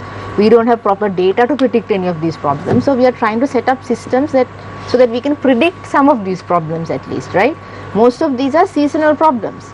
When there's rain, when there's floods and so on, and when there are seasonal changes, certain vegetable prices go up. Recently, that's how it happens. Dr. Harsha De Silva spoke in Parliament and said the appointment of Dimitra as the advisor to President Anurkumar Dissanayake poses a conflict of interest. How do you view this statement? No, I don't think appointing Mr. Hulangamo as an advisor is not a conflict of it, because we, as a party, we are not, I mean, to put it very bluntly, we are not connected to a certain group of people. But you are right? aware that he is privy to certain information that the others are not, and as a result of that, we don't know whether or not he can. It's a similar situation like Arjun Mahim and no, I mean, if there has been, he is coming from the private sector, right?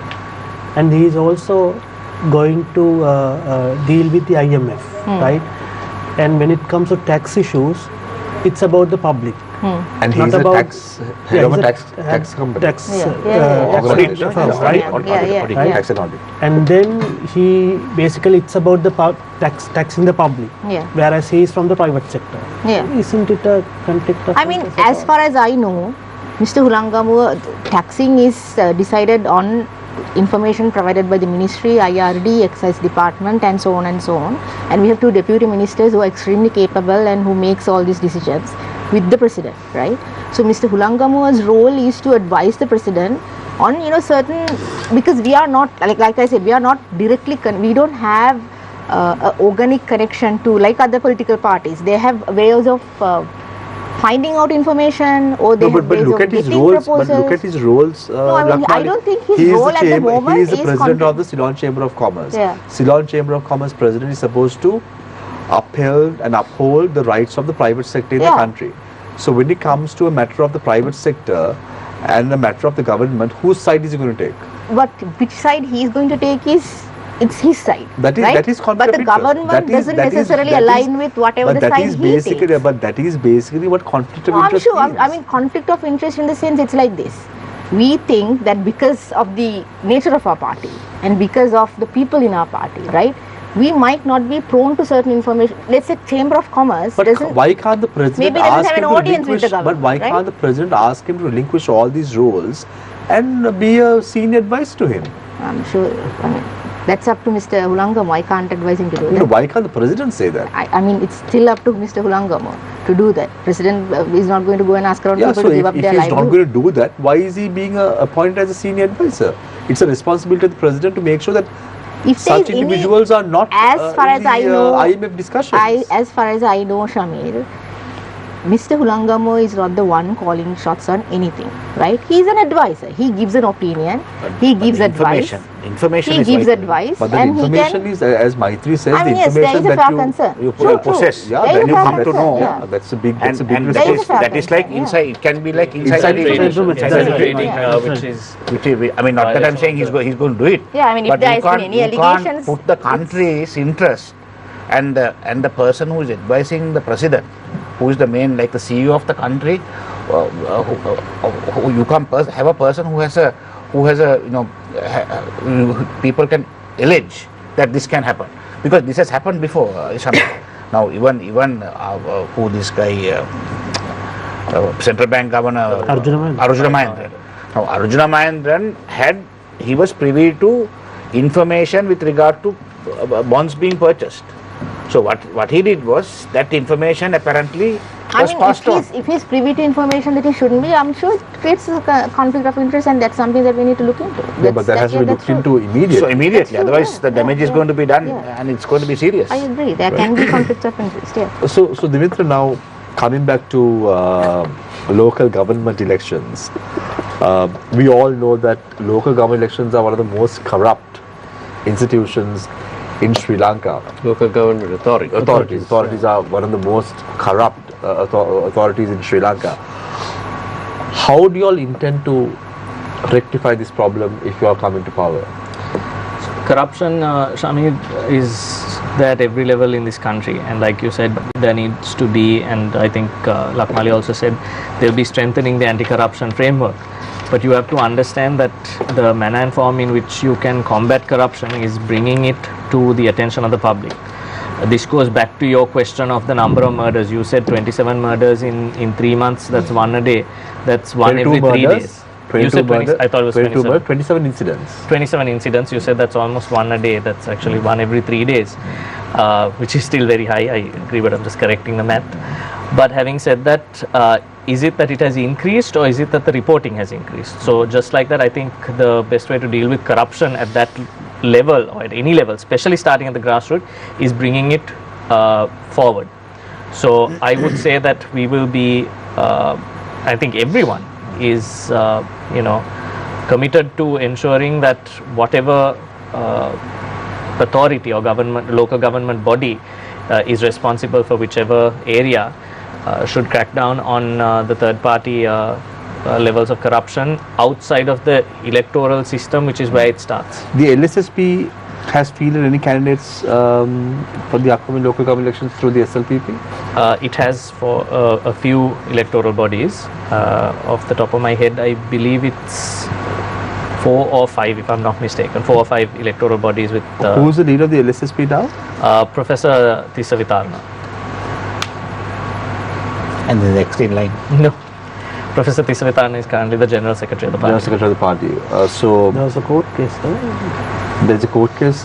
Is there a court case against the leadership of the? There is a court case in respect of the convention, party convention that was held, and there's only an enjoining order preventing certain steps from being taken, but not dismissing him from being the So general basically, secretary. he is the party general secretary, but he can't take any decisions, right? No, he cannot sign as general secretary in the event of election being declared, but outside of the electoral process for all matters. So who is deciding the candidate then?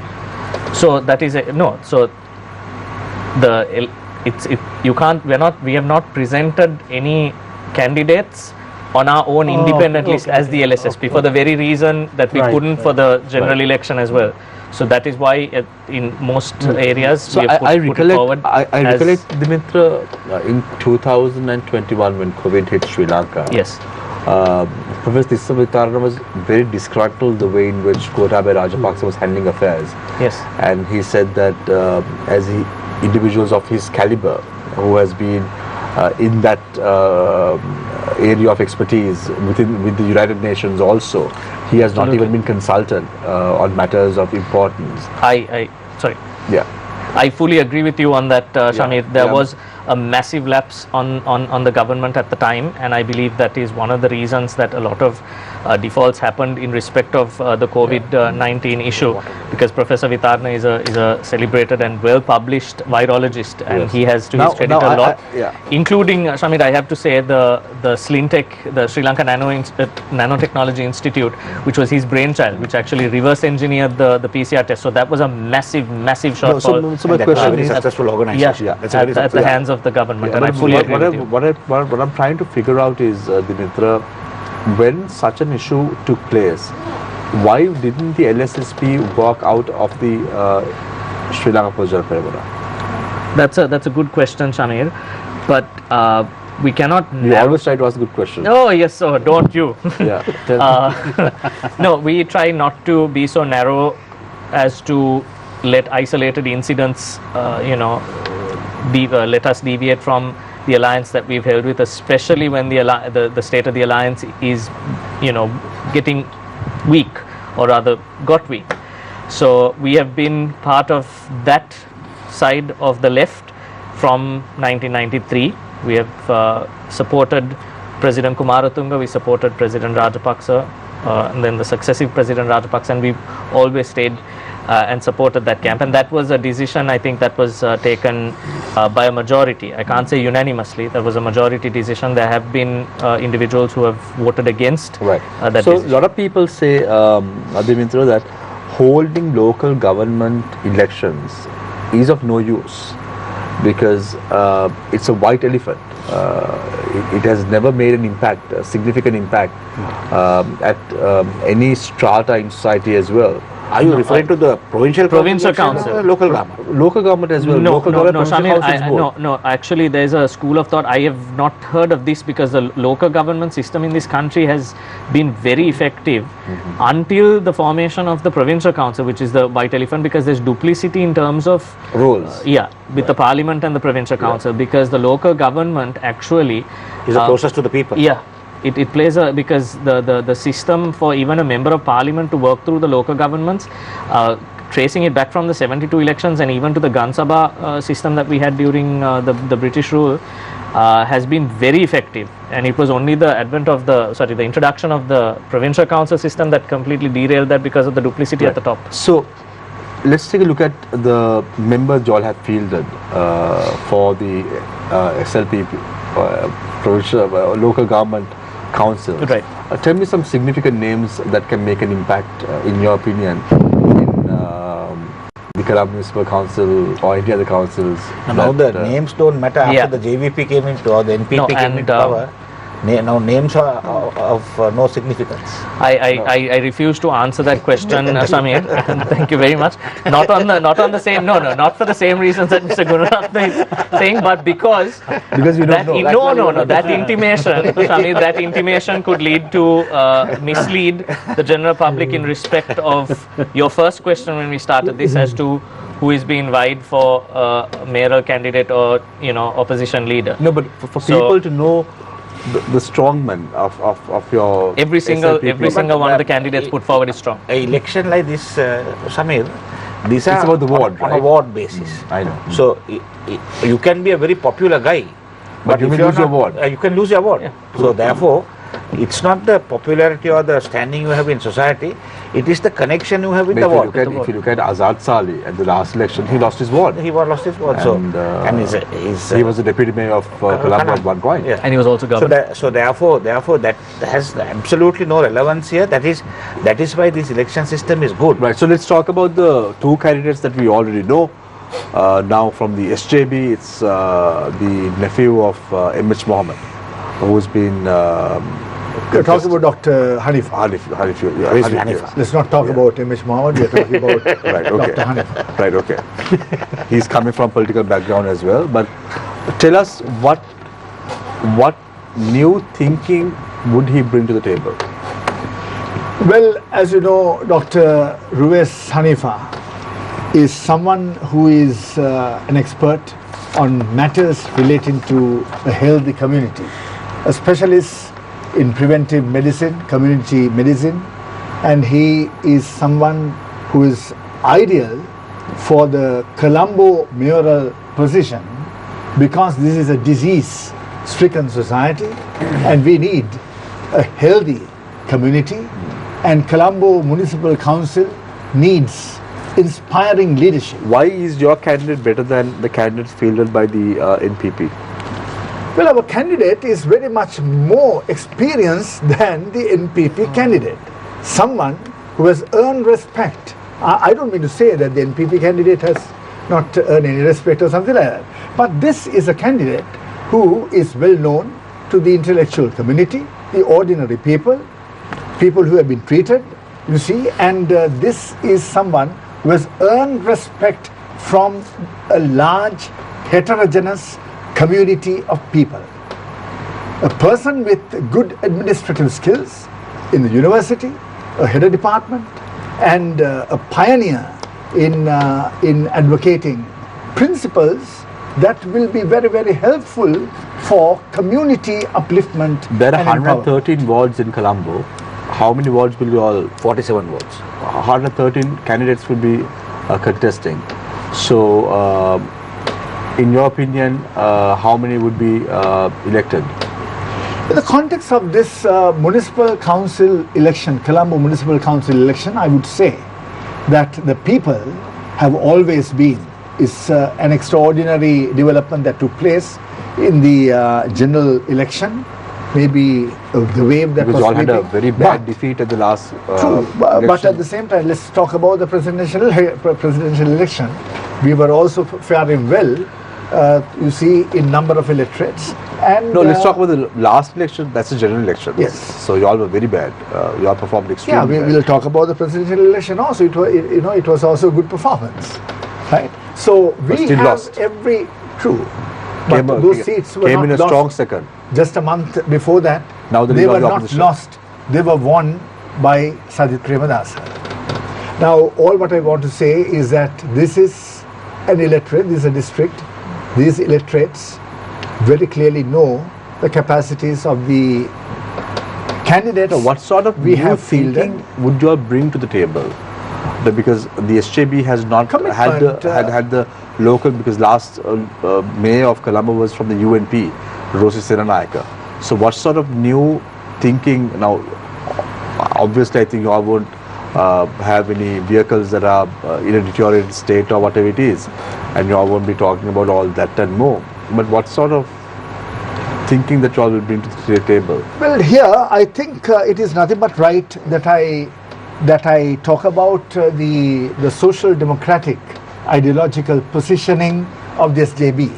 We believe very firmly in democratic values, participatory development. We need community empowerment.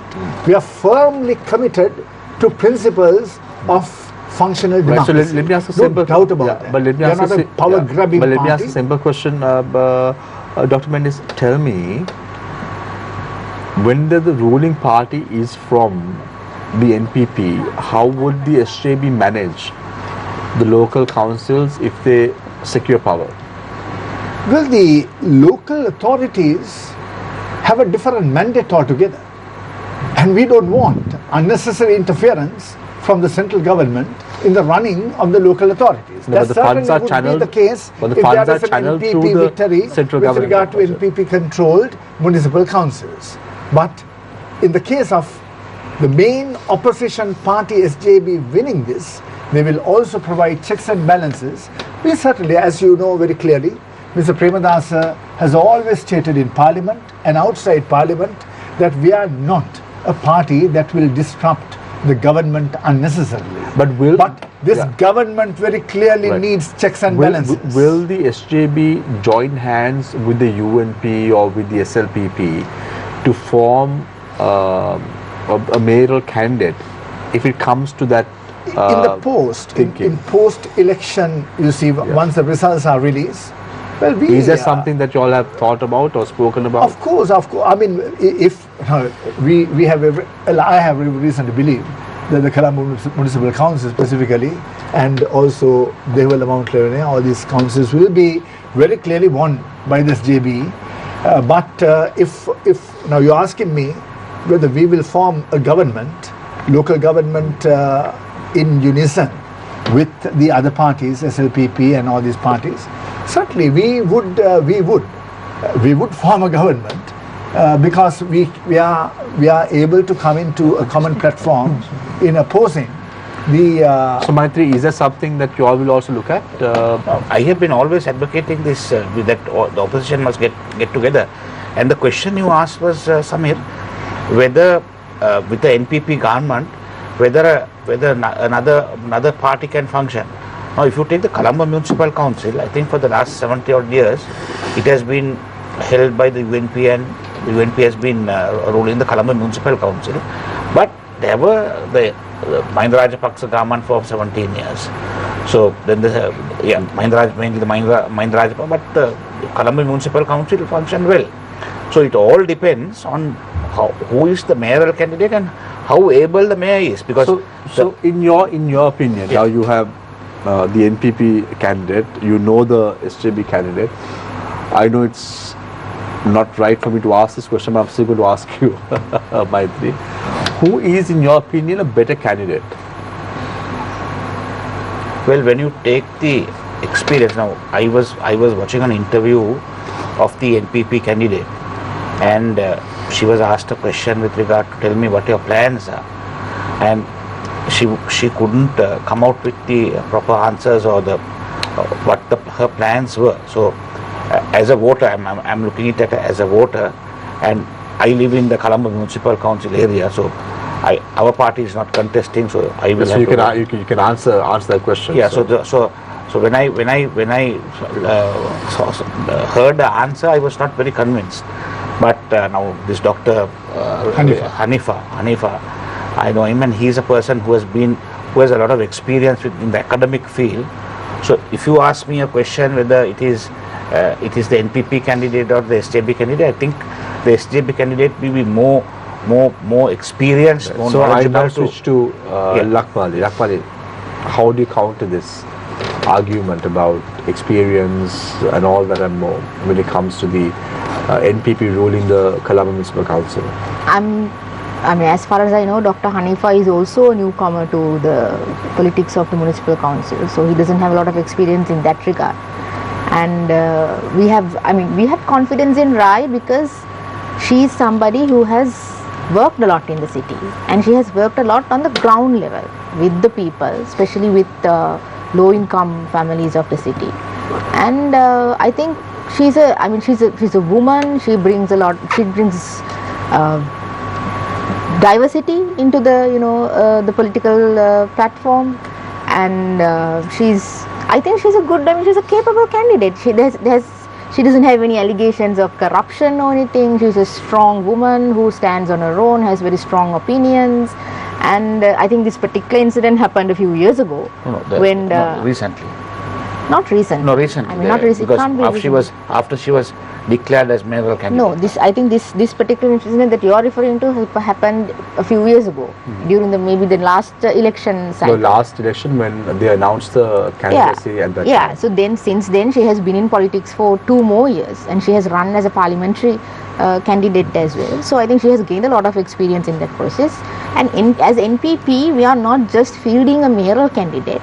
We are also fielding a platform and a party and a vision that we have, and we have a plan for the city. We have a plan for the city to democratize it, to make it more livable for certain communities, and to make it safe for women and low-income earning families, to make it. There's a huge drug issue in the city, and we want to tackle that as well. So I think for all those reasons, and these policies align with the government policies. The central government policies, and I think a good coordination between the central government and the Colombo Municipal Council is very essential to establish it, because for the last 5 years this has not been run by a council, it has been run administratively. But what sort of, I asked the same question from Dr. Mendis as well, but what is the new thinking that you all will bring to the table when it comes to the activities of the Colombo Municipal Council? I think to make it more democratic. The fundamental role of the Colombo Municipal Council, I know the city is always a contested area, right? You have the UDA, you have the RDA, you have various centralized government organs trying to take over the city and make it a bit more, there's gentrification of the city going on, and there are so many victims of that process as well, and you have to develop the city. Only recently I got to know that there are certain sections of the Colombo city that doesn't have a sewage system, right? And there's a lighting issue in the city. We are not getting new light. Yeah, because the municipal council hasn't been paying their bills for so many years, right? So then there are so many issues within these are things that are close to the people. Waste management, for example, right? These are closer to people, issues that we can actually tackle, and it doesn't require a lot of funding also, Shamir, at one level, right? And the city can develop.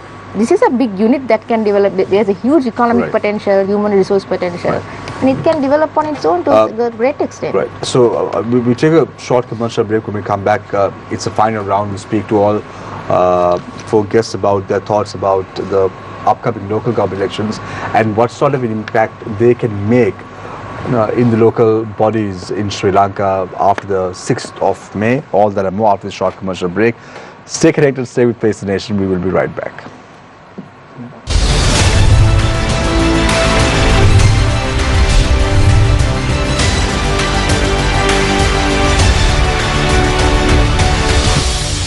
මෙදා අවුරුද්දට රට වට පිට හැම තැන පිට තියෙන සංගීත ප්‍රසංග ගැන හිත නටනට ඉන්න අතරේ රටම නලවන රටම නටවන මහා සංගීත ප්‍රසංගය රජ රටින් මුළු රටටම සිරස වසන්ත උදානය මහා සංගීත ප්‍රසංගය සංගීත සංගීත රිද්මේ විස්මයක් දිවයිනේ සුපිරි ගීතරු හඬ දිස්නයත් සමග අප්‍රේල් 6 වෙනිදා රාත්‍රී ගල්නෑව මහවැලි ක්‍රීඩාංගණයේදී ප්‍රසංගය සම්පූර්ණයෙන්ම නොමිලේ සිරස වසන්ත උදානය මහා සංගීත ප්‍රසංගය සහයෝගීතාව ශ්‍රී Lanka Mahaweli අධිකාරිය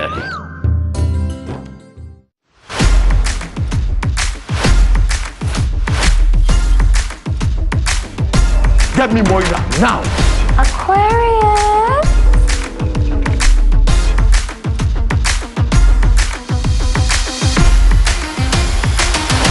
Oh, what a baby. Prefect. Saturday and Sunday at 6:30 p.m. on TV1.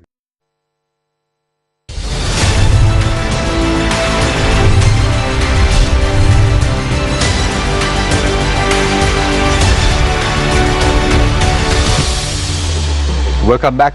This is Face the Nation. Sher, I'll give you one question to pose to Lakmali and then we'll wrap up. Sure. Yes.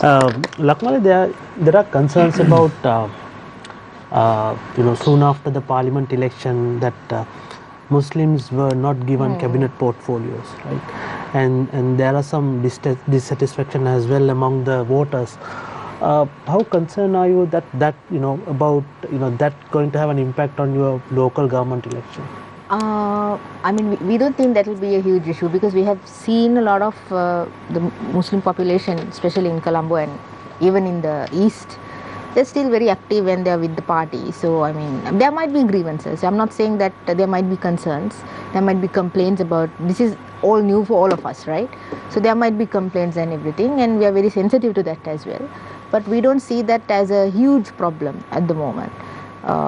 So I don't see that unsettling the election process for NPP. Right. Let's wrap up. Let's start off with Dimitra Abeysekara, SLPP representative, also member of the LSSP, to talk about their plans for the local council elections. Post-elections, what's going to happen?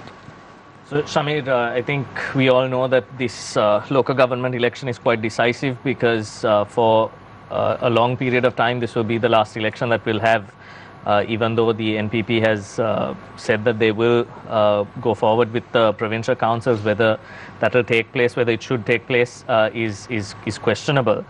But nonetheless, I think this is a very decisive election, and depending on the results, we are quite confident that the candidates fielded by both the SLPP alliance as well as the LSSP individually in certain other areas are people from the localities, from the wards, and should the people vote at this election, it will not be based or dependent on an individual as was the general election. So I believe that whatever the outcome is, the representatives should continue to work for the people.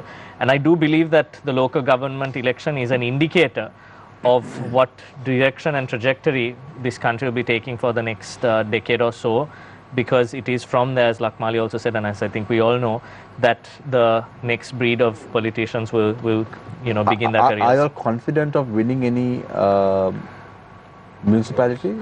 Wards?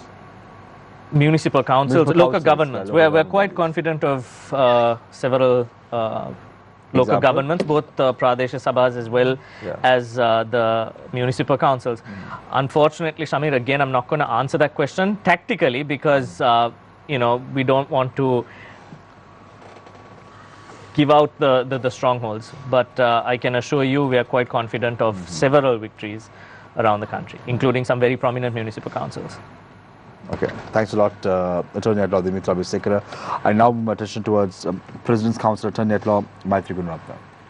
Samir, this government came into power with lots of promises, and before the election, the rhetoric was such that after they were elected, they had to completely go back on what they spoke before the election. So I would say they have to some extent deceived the people of this country, and now it is 6 months. Still, the people of this country say we'll give them a chance. We'll give them a chance. We'll wait and see what is going to happen. But I say if they don't, or if they can't do it within 6 months, they are not going to do it thereafter. So this is a excellent opportunity for the voter to send a signal to the government that you have been elected and you have been in office for 6 months. If you do not perform, or if you have not performed, and if you do not perform, this is a protest vote we are going to place, and that signal, that protest vote will go down very well, because the government will know that their popularity is coming down and they will have to arrest it. So for this government to do well, the general public or the voter will have to send a message saying that your popularity is coming down, therefore pull up your socks and start working hard. So that's the message I think the people should give this government, and blind voting should stop, and they should choose good candidates whatever the party, because this is a ward system which is being held. It is being held under a ward system, and I would say even the parliamentary election, even the president, even the provincial council election, they should bring in the ward system, because that is going to stop so much corruption at elections.